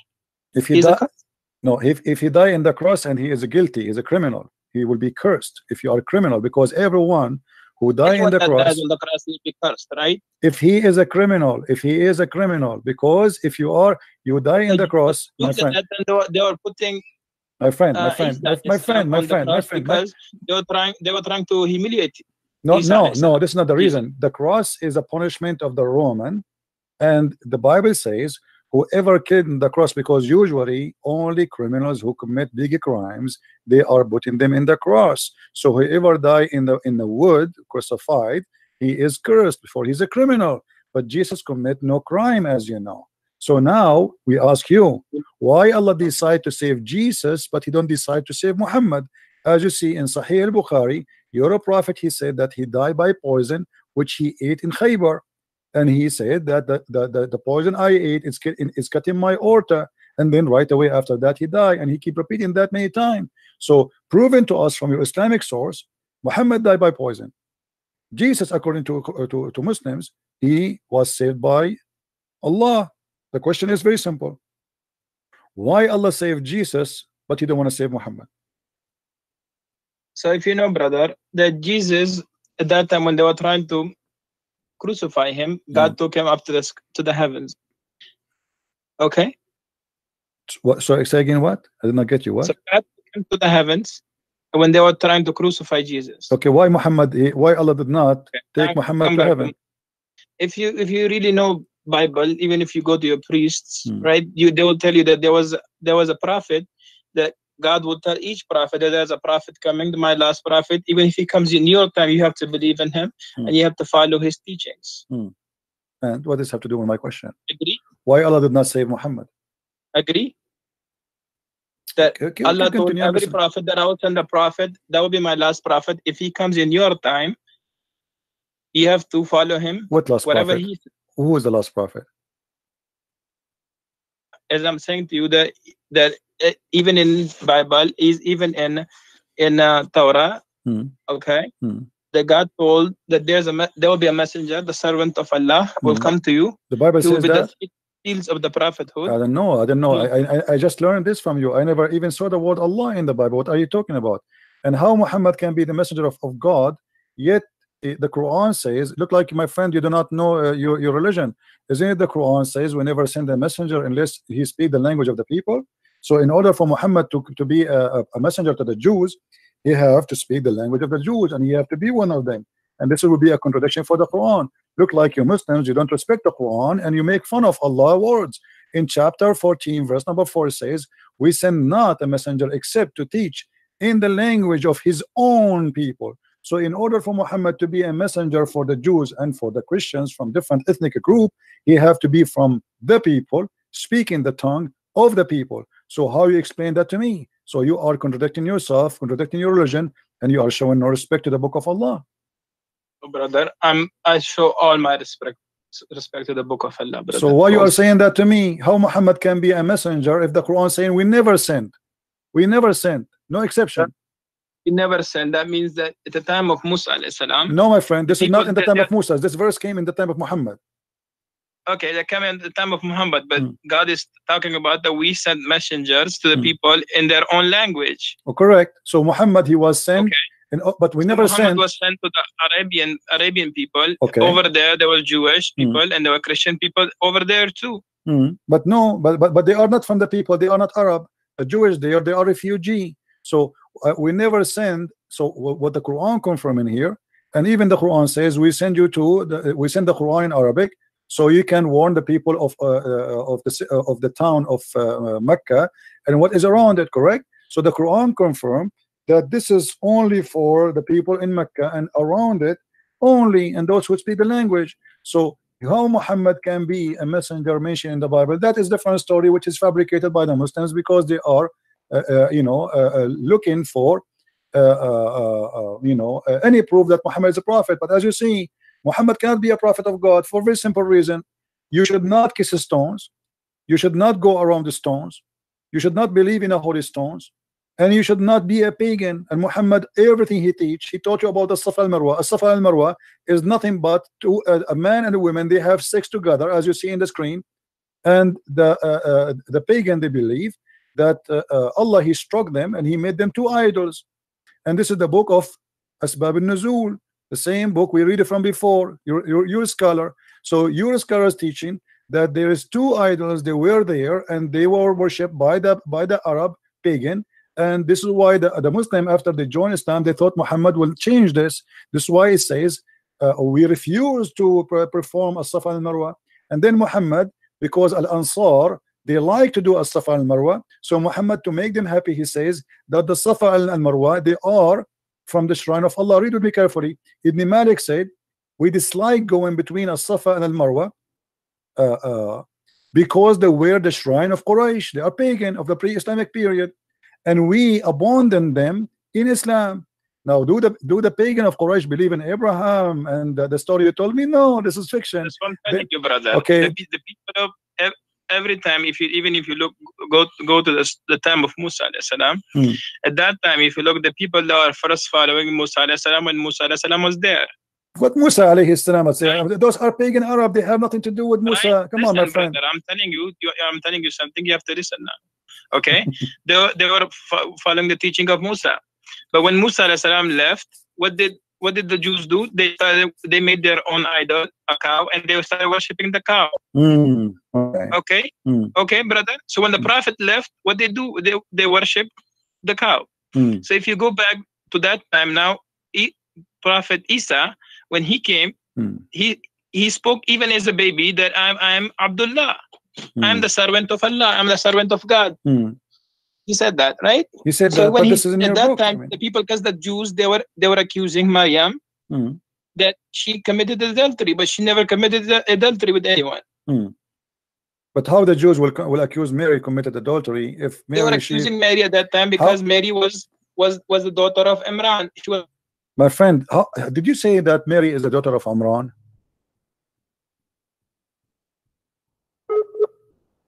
Oh, we are losing him.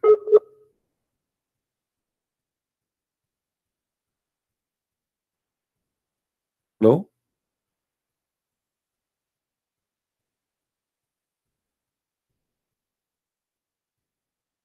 Hello?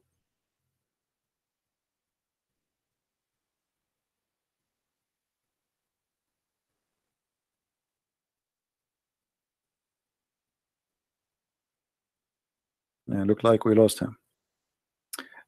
Anyway, that will be endless. Because did you have fun? Did you have a good time? A Sheikh want to debate me? I don't even dare to debate myself. What a big mistake. Anyway, he's welcome to call us anytime.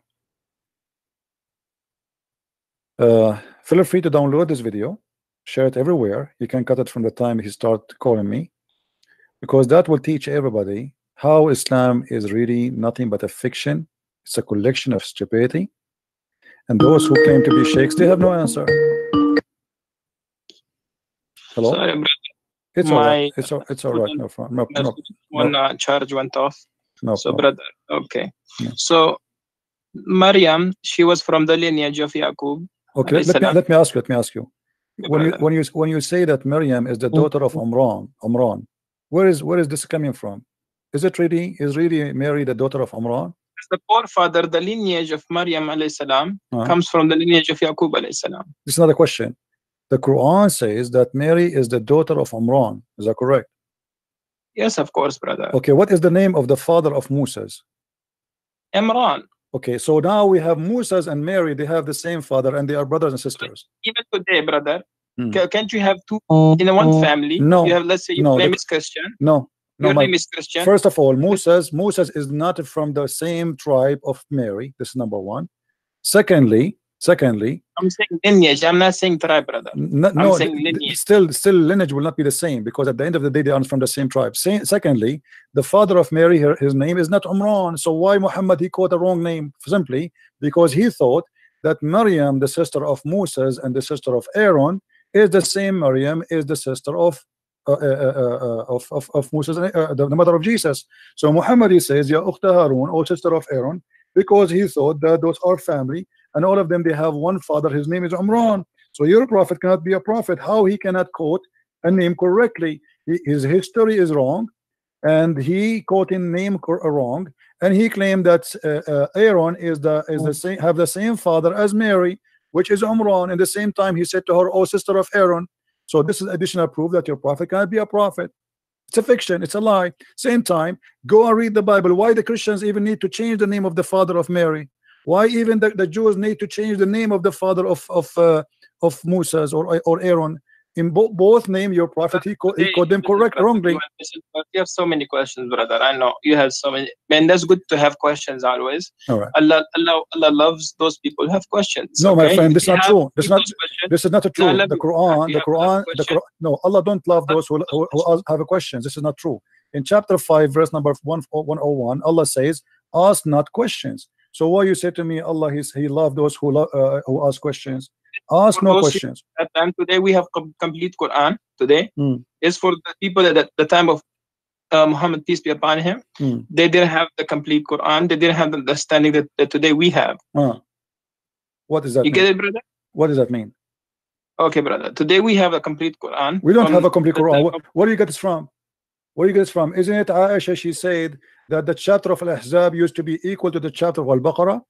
Isn't it Umar? He said that the Quran uses 1,027,000 letter, which means we don't have even 25% of the Quran.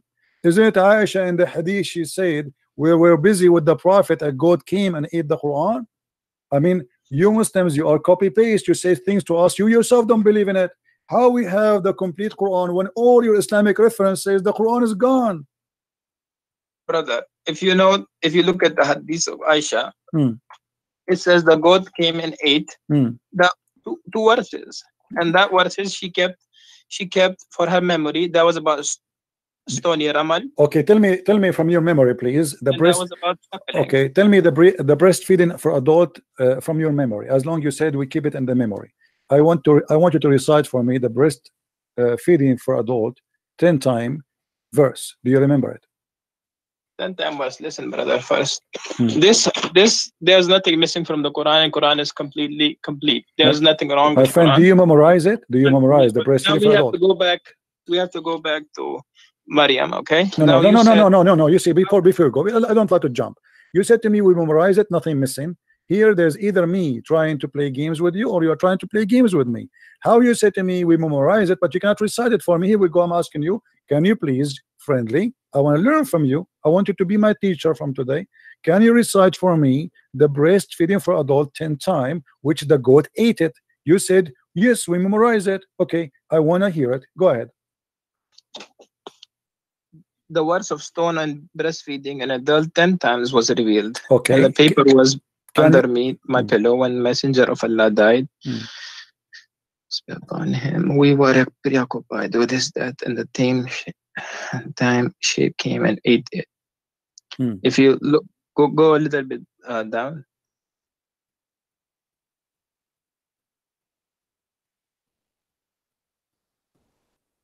Okay.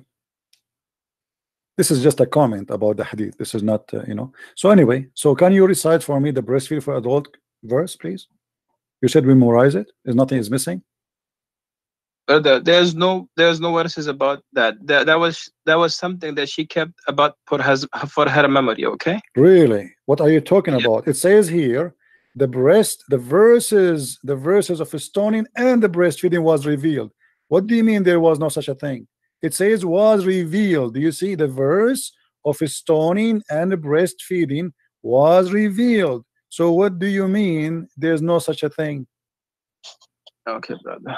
You have so many questions, and we need, if you know, the Quran is not a book that we just take it and we just read it and we just throw it there. You know, this is another we have question, my friend. This is another question. This is another question. Can you recite for me? Can you recite for me the breastfeeding for adult verses?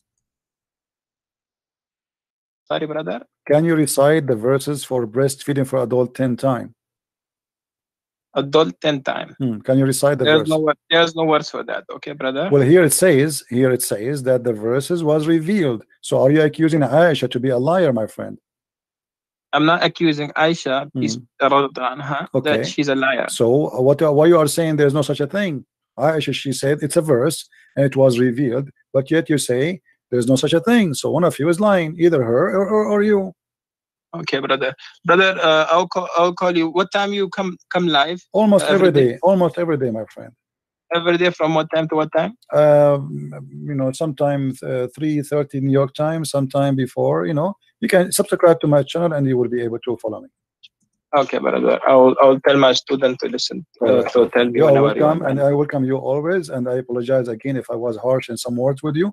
I don't mean to be harsh, but you have questions. I know you have questions about Islam, how it was revealed, why was Prophet Muhammad a prophet, why was Quran revealed, why was each verse revealed, why we have everything from the Bible and the Torah. You are saying this when you have so many why. So inshallah we'll answer all your whys. Yes, but nobody can answer them, as you see. Until now you did not answer anything. The last one you are trying not to answer. Brother, why you don't answer?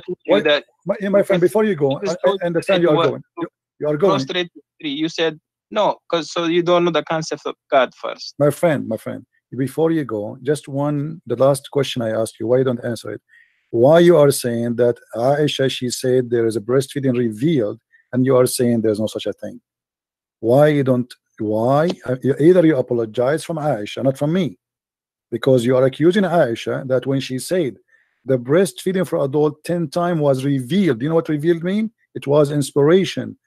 Either you apologize from Aisha or you say I don't agree with Aisha. Okay, brother, let me see the hadith again.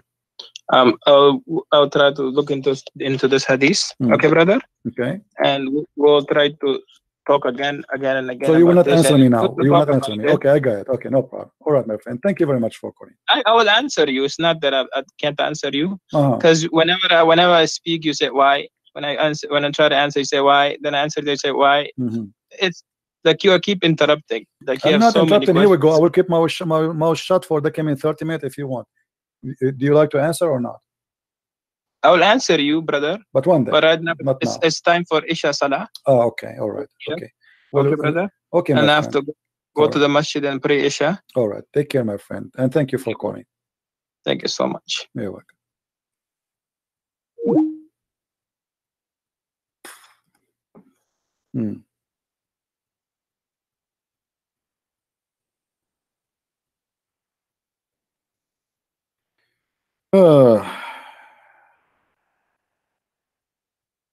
You have to go to pray. Did he say you have to pray for Isha? And he live in New York? But Isha in New York at 6:32 p.m. Right?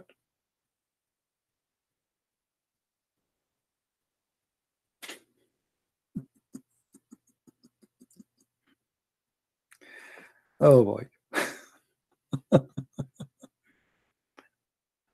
Okay. No problem. Things happen. Things happen. Christians. Christians. Be proud, my friends, my brothers, my sisters. You have the best of the best. His name is the Messiah. And by him we are victorious. Not by Christian Prince. All right. Do you see how you have to enforce conversation with the Abdul? They are professional deceivers. He keep jumping from a place to a place to a place. He think he can rest. It's like somebody, he step in the barbecue and the fire is all over, and he think if he jump from here to there, it's going to be less fire. It doesn't matter where you go. Bad boys, bad boys. What are you gonna do? What you gonna do when I come to you? Learn, my friend, how to enforce a conversation. They never answer. Look how we started, look where we end. They never answer. We will answer you, inshallah. Inshallah. Now, I'm going to open my Skype for the Abdul who like to call us. Inshallah, they can answer us. We will give them 15 minutes from now to receive a Muslim call for any Abdul like to call. Only Abdul, please. This Abdul is giving me his phone number. Then call phone number, my friend.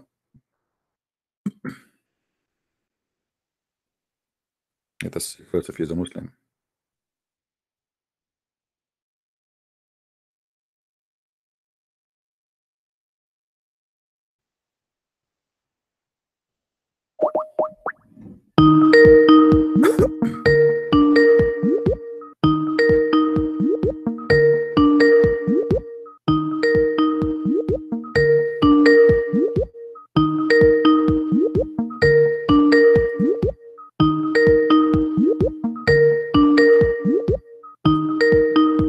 Okay, the Abdul is not answering.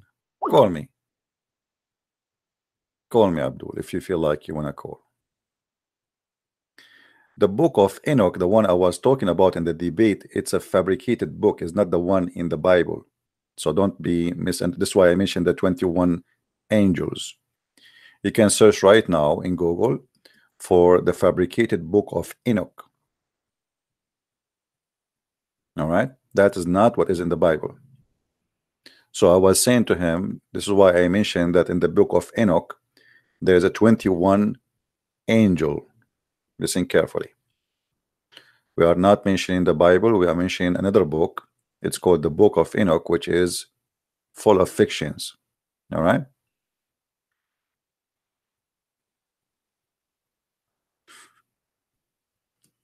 any Abdul?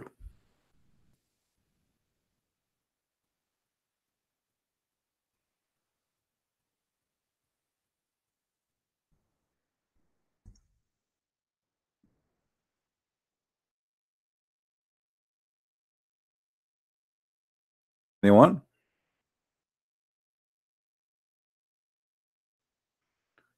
Okay, of course.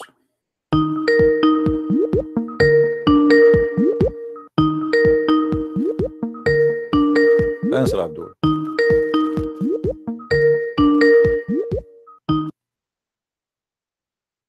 Hello, Hello, Abdul. How are you? I am fine. How are you? I'm all right. So what do you want to say to us? You are live on air. Everybody can hear you. What do you want to say to us about Islam, as long as you are a Muslim? I don't know. You do Ask not me know anything. anything? I am very well prepared. Ooh, that's something. Okay, I will, as long as you are prepared, I want you to ask me the question you like me to ask you.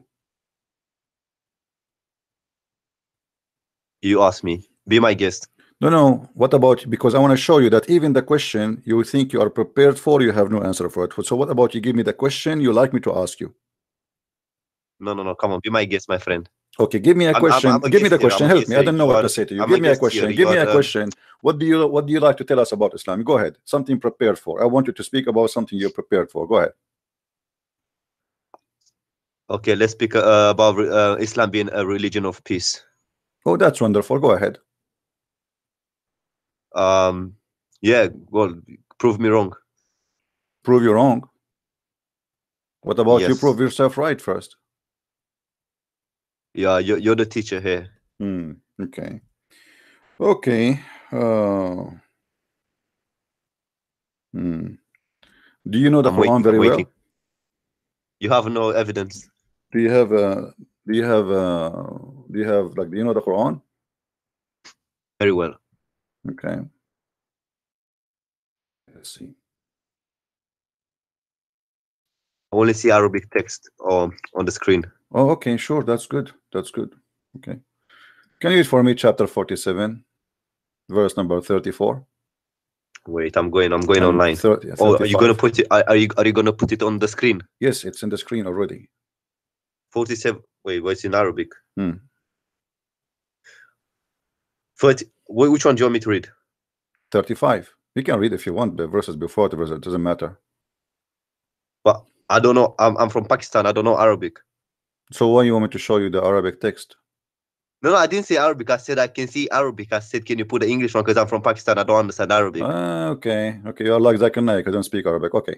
Here we go. It says, but we're not faint hatred, crying for peace when you should be the uppermost.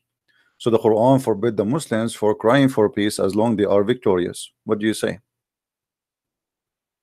You know, where in let me can I okay, give me 1 second. I'm reading. Okay. You said you're a Pakistani, right? Can you speak to me in Urdu? Sure. Go ahead. Oh, jiggy jiggy. Okay. I know that this is the idiot. Donkey. I'm sure you are a fruit of a mule and a donkey,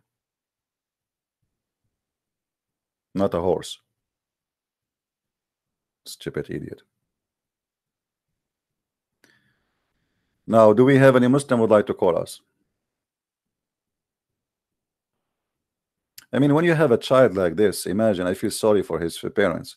When you have a child like this, he's not like in, I don't know to describe him. He's a frog, he's an insect, he's a cockroach. I mean, what is the value of your life to call people just to bother them and to being a child? I mean, how in the world this idiot one day is going to be a father of a family? How disgusting. Thank God if you don't have a son like this. I feel sorry for his family. What a piece of trash. Now, do we have any Muslim would like to call us?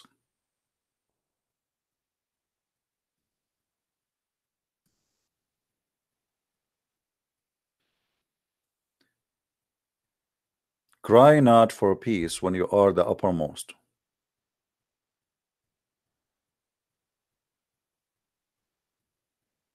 Do we have any Muslim? Guys, don't call me in Skype, please. I mean, don't text me in Skype. If you want something, text me in the chat. Skype only for Muslims to call me, not to chat. If everybody texts me in Skype, I have thousands of people. So please respect that you are disturbing, not helping. This is why the chat is for. Skype is open for Muslims to call, not to chat with any.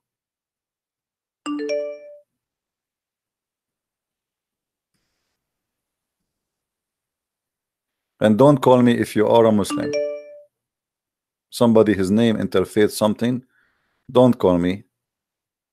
You have to be a Muslim. I am not really interested to receive phone calls from Christians saying to me, thank you. I want Muslims.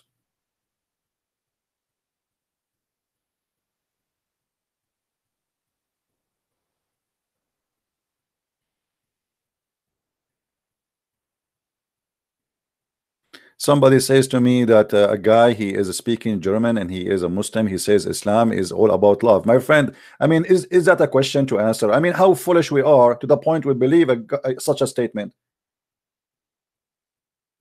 If a Muslim, he says Islam is about love, I mean, who is the donkey here? The one who said it or the one who believe it? Don't you see the news? Don't you watch videos? Don't you watch Muslims speaking about killing the infidels? And yet you say to me, a Muslim, he says Islam is all about love. Okay, believe him then. If all what happened in the world is not enough for you to prove that he is a liar, then you just go. I mean, what's wrong with the mind of a human being? So what if somebody says Islam is about love? I mean, who is the donkey here? He or the one who listen? Do you understand me? People, they can say whatever they want.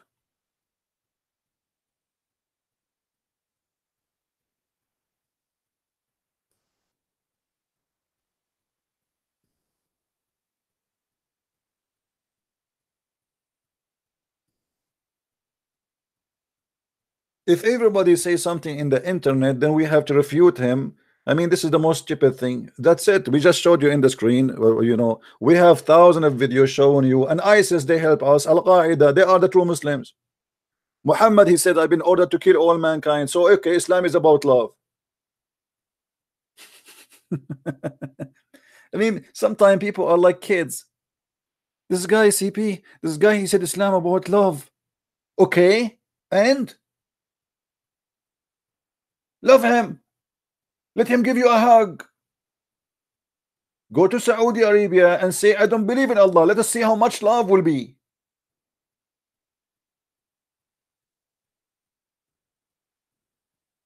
As long Islam is about love. Why somebody go to the embassy to get a paper for marriage, they chop him pieces? That's too much love. Why in Saudi Arabia, Emirat, Bahrain, Kuwait, Qatar, etc., they have an apostasy law and the punishment is death? Love, here we go. The guy, he don't love him. He don't want to be a Muslim. What love? The guy, he don't want to be like us. He want to be a gay. What we will do, we will throw him from the top of the... Okay, so either you say to me you are a liar, or you are saying to me I am stupid.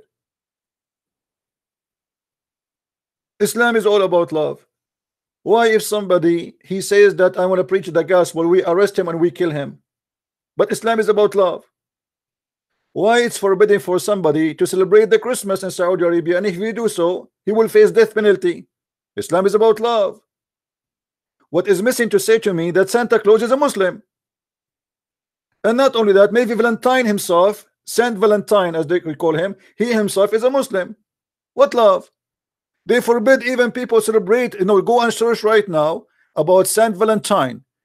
Are we allowed, brother, to celebrate Saint Valentine, brother? For sure not. But Islam is about love. Okay, Islam is about love, but why we cannot celebrate love?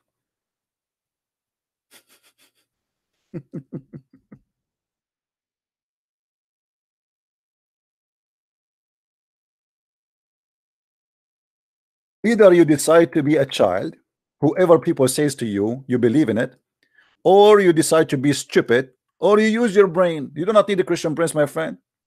Look at those videos. The truth behind Valentine Day. Anas Abdullah Fattah.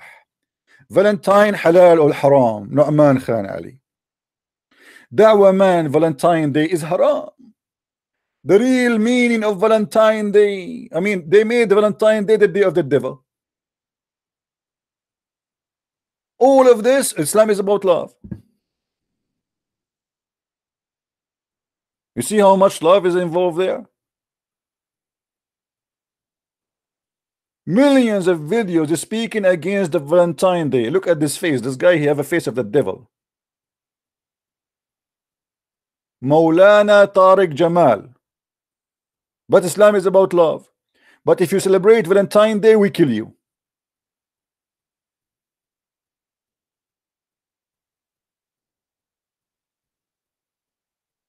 Islam is about love. But we are going to behead the one who installed the Prophet. The one who said the Prophet is a black, kill him, as the hadith says. Islam is about love. We love to kill.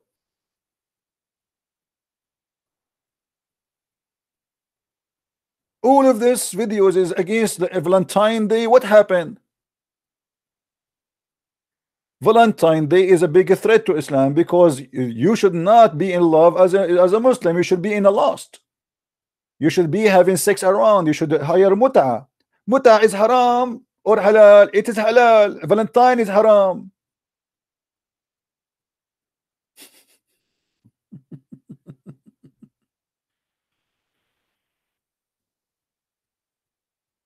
Sometimes questions are very funny.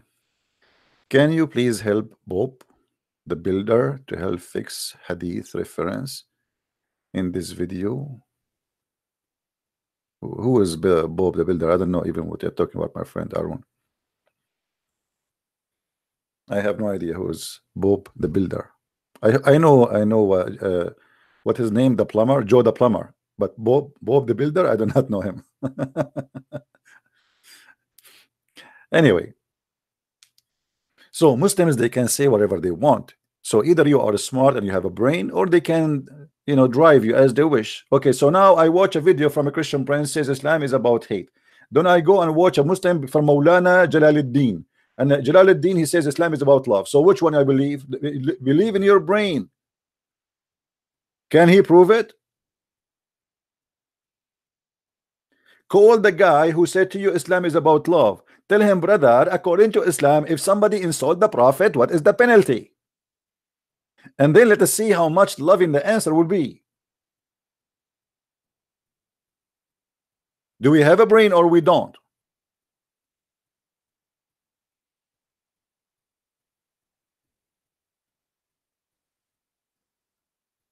And the funny, they send me videos of like people from Germany supposedly trying to refute me. Like there's a guy, his name is Tarzan from Germany, Tarzan. So this guy, I make a video, he say Christian Prince is a liar. Christian Prince, he said that the Prophet, he stink. You stupid idiot, it's not me who said that, it's your scholars. And he say, and then he said to you, this hadith is weak. Even the weak hadith is accepted. And what weak? Weak because it's embarrassing. For you, it is weak because it's embarrassing, proving Muhammad to be a false prophet. You Muslims, you report that the Prophet, he stink, not me.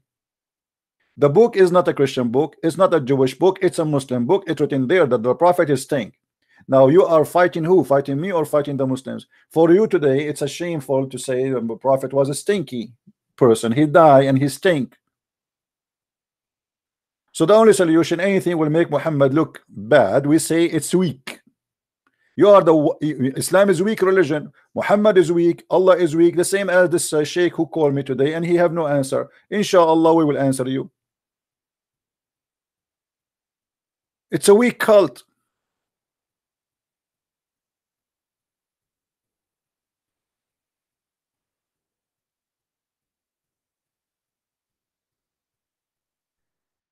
This is why Muhammad, he needed, even he said he was the most weak person in sex. And then he invoked Allah, and then he sent him a dish of shish kebab. He ate it, he got the power of 40 men. Why? Because Muhammad was weak.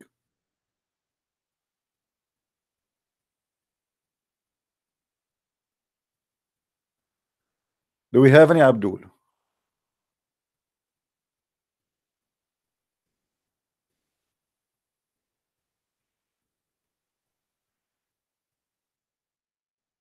Hmm?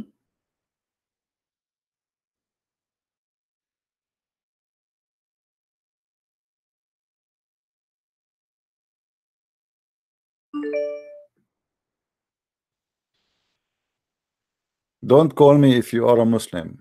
Look like people, they don't listen. I say only Muslim call me, and it doesn't matter what we say to them.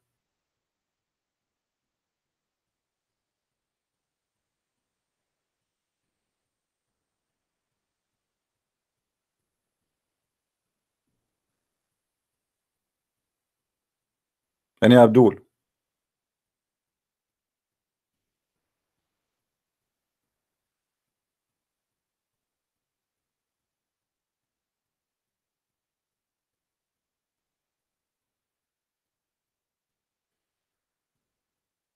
Anyone? Mayday, Mayday. Who is the Abdul wanna call us? Mayday, Mayday. And inshallah we will answer you. You have too many questions, brother.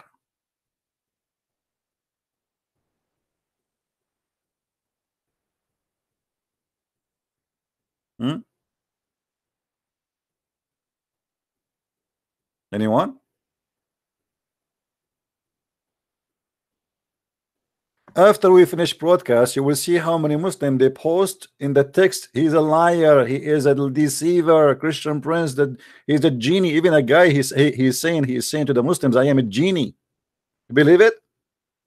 I am a genie. They are saying that Christian Prince is a genie. Why they think he is a genie? Because he's so fast in thinking. His brain is out, you know, torturing their God. They cannot answer. So he's a genie. He cannot be human.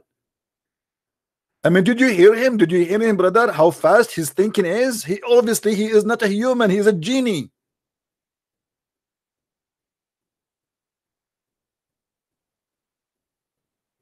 There is a guy from Indonesia. He posted a website supposed to refute me, and they are calling me names. I was enjoying reading the post from Indonesia. Indonesian people are going crazy because of me. You know, because a lot of Indonesians live in Islam. A lot watching my videos.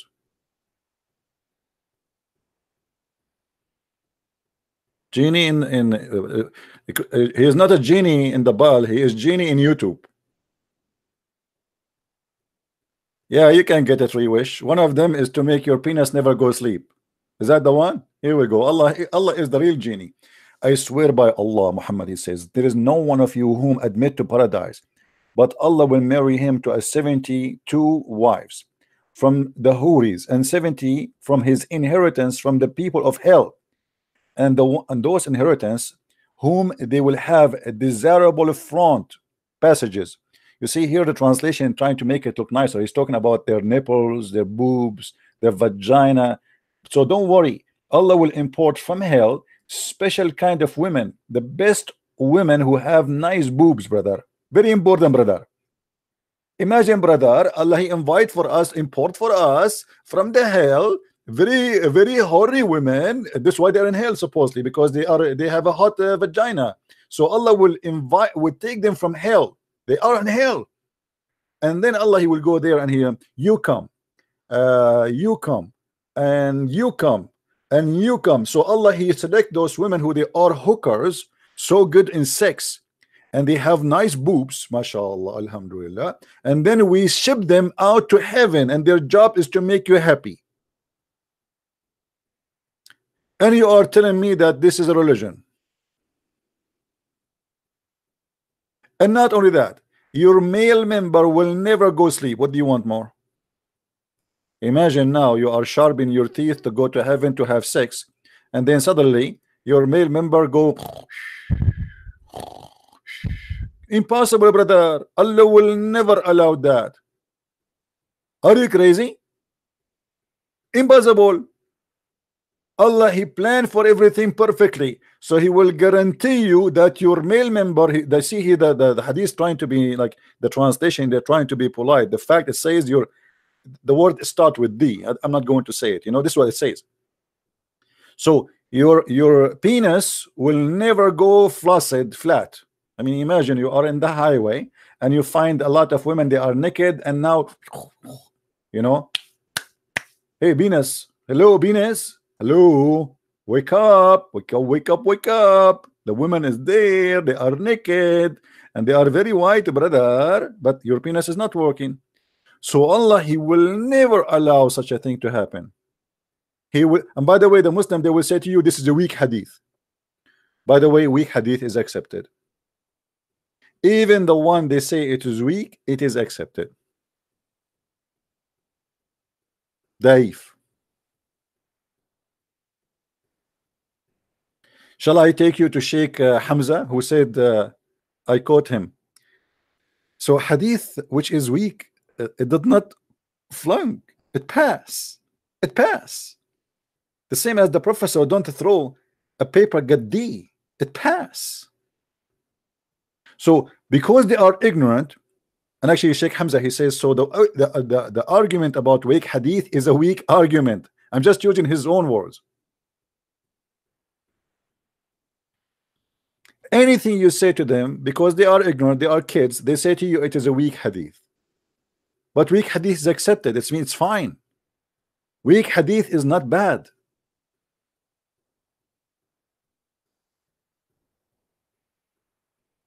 Do we have any Abdul?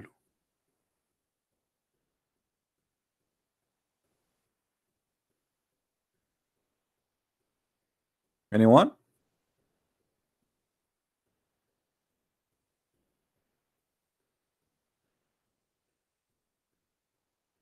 And as you see, we have a sheikh for how many, like all this time, he could not answer anything. And when we show him a Sahih hadith, Aisha, she said he denied. Did you notice what he did, this guy? He said there is no such a thing. It's called Arda'ul Kabir, to do breastfeeding for adult 10 times. But this is Sahih. The story is mentioned many times.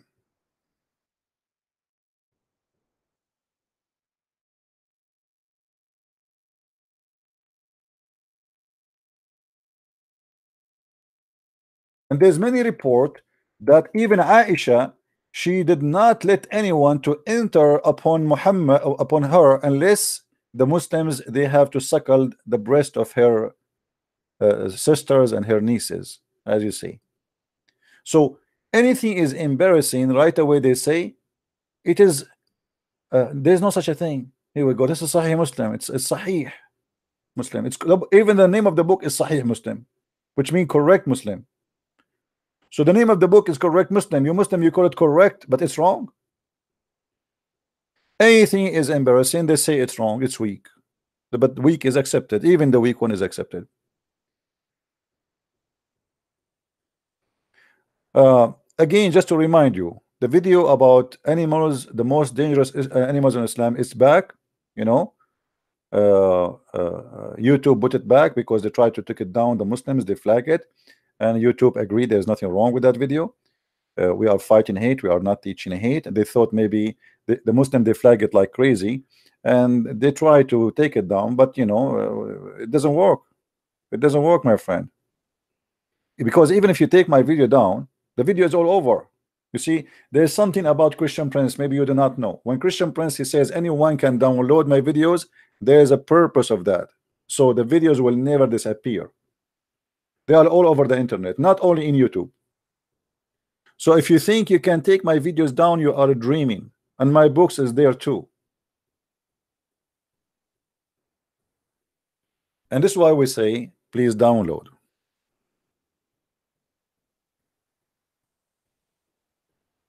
All right. Now, do we have any Muslim? Any Muslim? Any ustaz from Nigeria? Do we have any ustaz from Nigeria? I'm trying to read the text. Suggesting next video. Oh, you know what? I forgot. Shaitan made me forget. Didn't I promise the guy from Australia to make a video about the Shia? I did, right? Correct. I did promise him to do a video about the Shia. Okay, so the coming video, guys, remind me next time. If I did not, if I you know, I don't know, because the topic took us to talk about this guy. He called me. Actually, I was planning to talk about the Shia, but then this guy, he called me, the student of the Sheikh who was debating me, and he says Paul and etc. So I wanted to get him busted. Otherwise, actually, I was going to talk about the Shia. So remind me next time we go on air to talk about the Shia. The next episode will be only about Shia and the madness of stupidity and the teaching of Shia. Like you have this guy, what his name? Imam Tawhidi. Imam Tawhidi, he make fun of the Muslim Sunni books, but his books is full of poo-poo. I mean, it's like backed up to the point if you open it, it's going to be all over. It's like a boing, boing, boing. It's like, I mean, how the Shia, they laugh at the Sunni, and how the Sunni, they laugh at the Shia. I have no idea. It sounds like both of them, they think each one of them have the back of a camel, but they do not really see what is in their back. You know? So, and remember, when we speak about the Shia, you will not believe what you will hear. Crazy, crazy stuff. You will lose your mind, brother. Now, I'm not going to stay longer here. I encourage all the Muslims to bring their Sheikh to debate me. Today we heard how they cannot, and the Sheikh, he promised me he will answer me, and we are waiting for him to answer and to call back. Maybe maybe now he is preparing himself and sharpening his teeth and taking some school class. This guy, he have a student. Imagine, he have a students. You're right. And he said to me, you need to sit down face to face with the scholar. And I said, well, aren't you the scholar? Face to face. I love it when the Muslim they say to me face to face. Never say to me ass to ass. I mean, what face to face mean? Aren't we talking? What face to face will do? What does that mean? Face to face. Show us your face. Be a man, show us your face. Well, even Allah himself, he never spoke. He spoke always from behind the veil. Why you want to see my face? Even Allah, he says that he never spoke to anyone except from behind the veil. Chapter 42, verse number 51. As you see, Allah never spoke to anyone except from behind the veil. So why you don't say to Allah, show your face? What about we ask Azazil? Did he say the angel Azazil? Azazil. Nice to meet you, Azazil.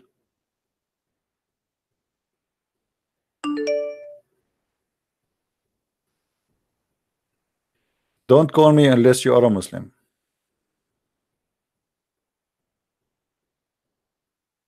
Look like one day I will give up this Skype and stop open it, because we keep saying only Muslims call me, but nobody listen. Anyone? Who is a Muslim when I call us?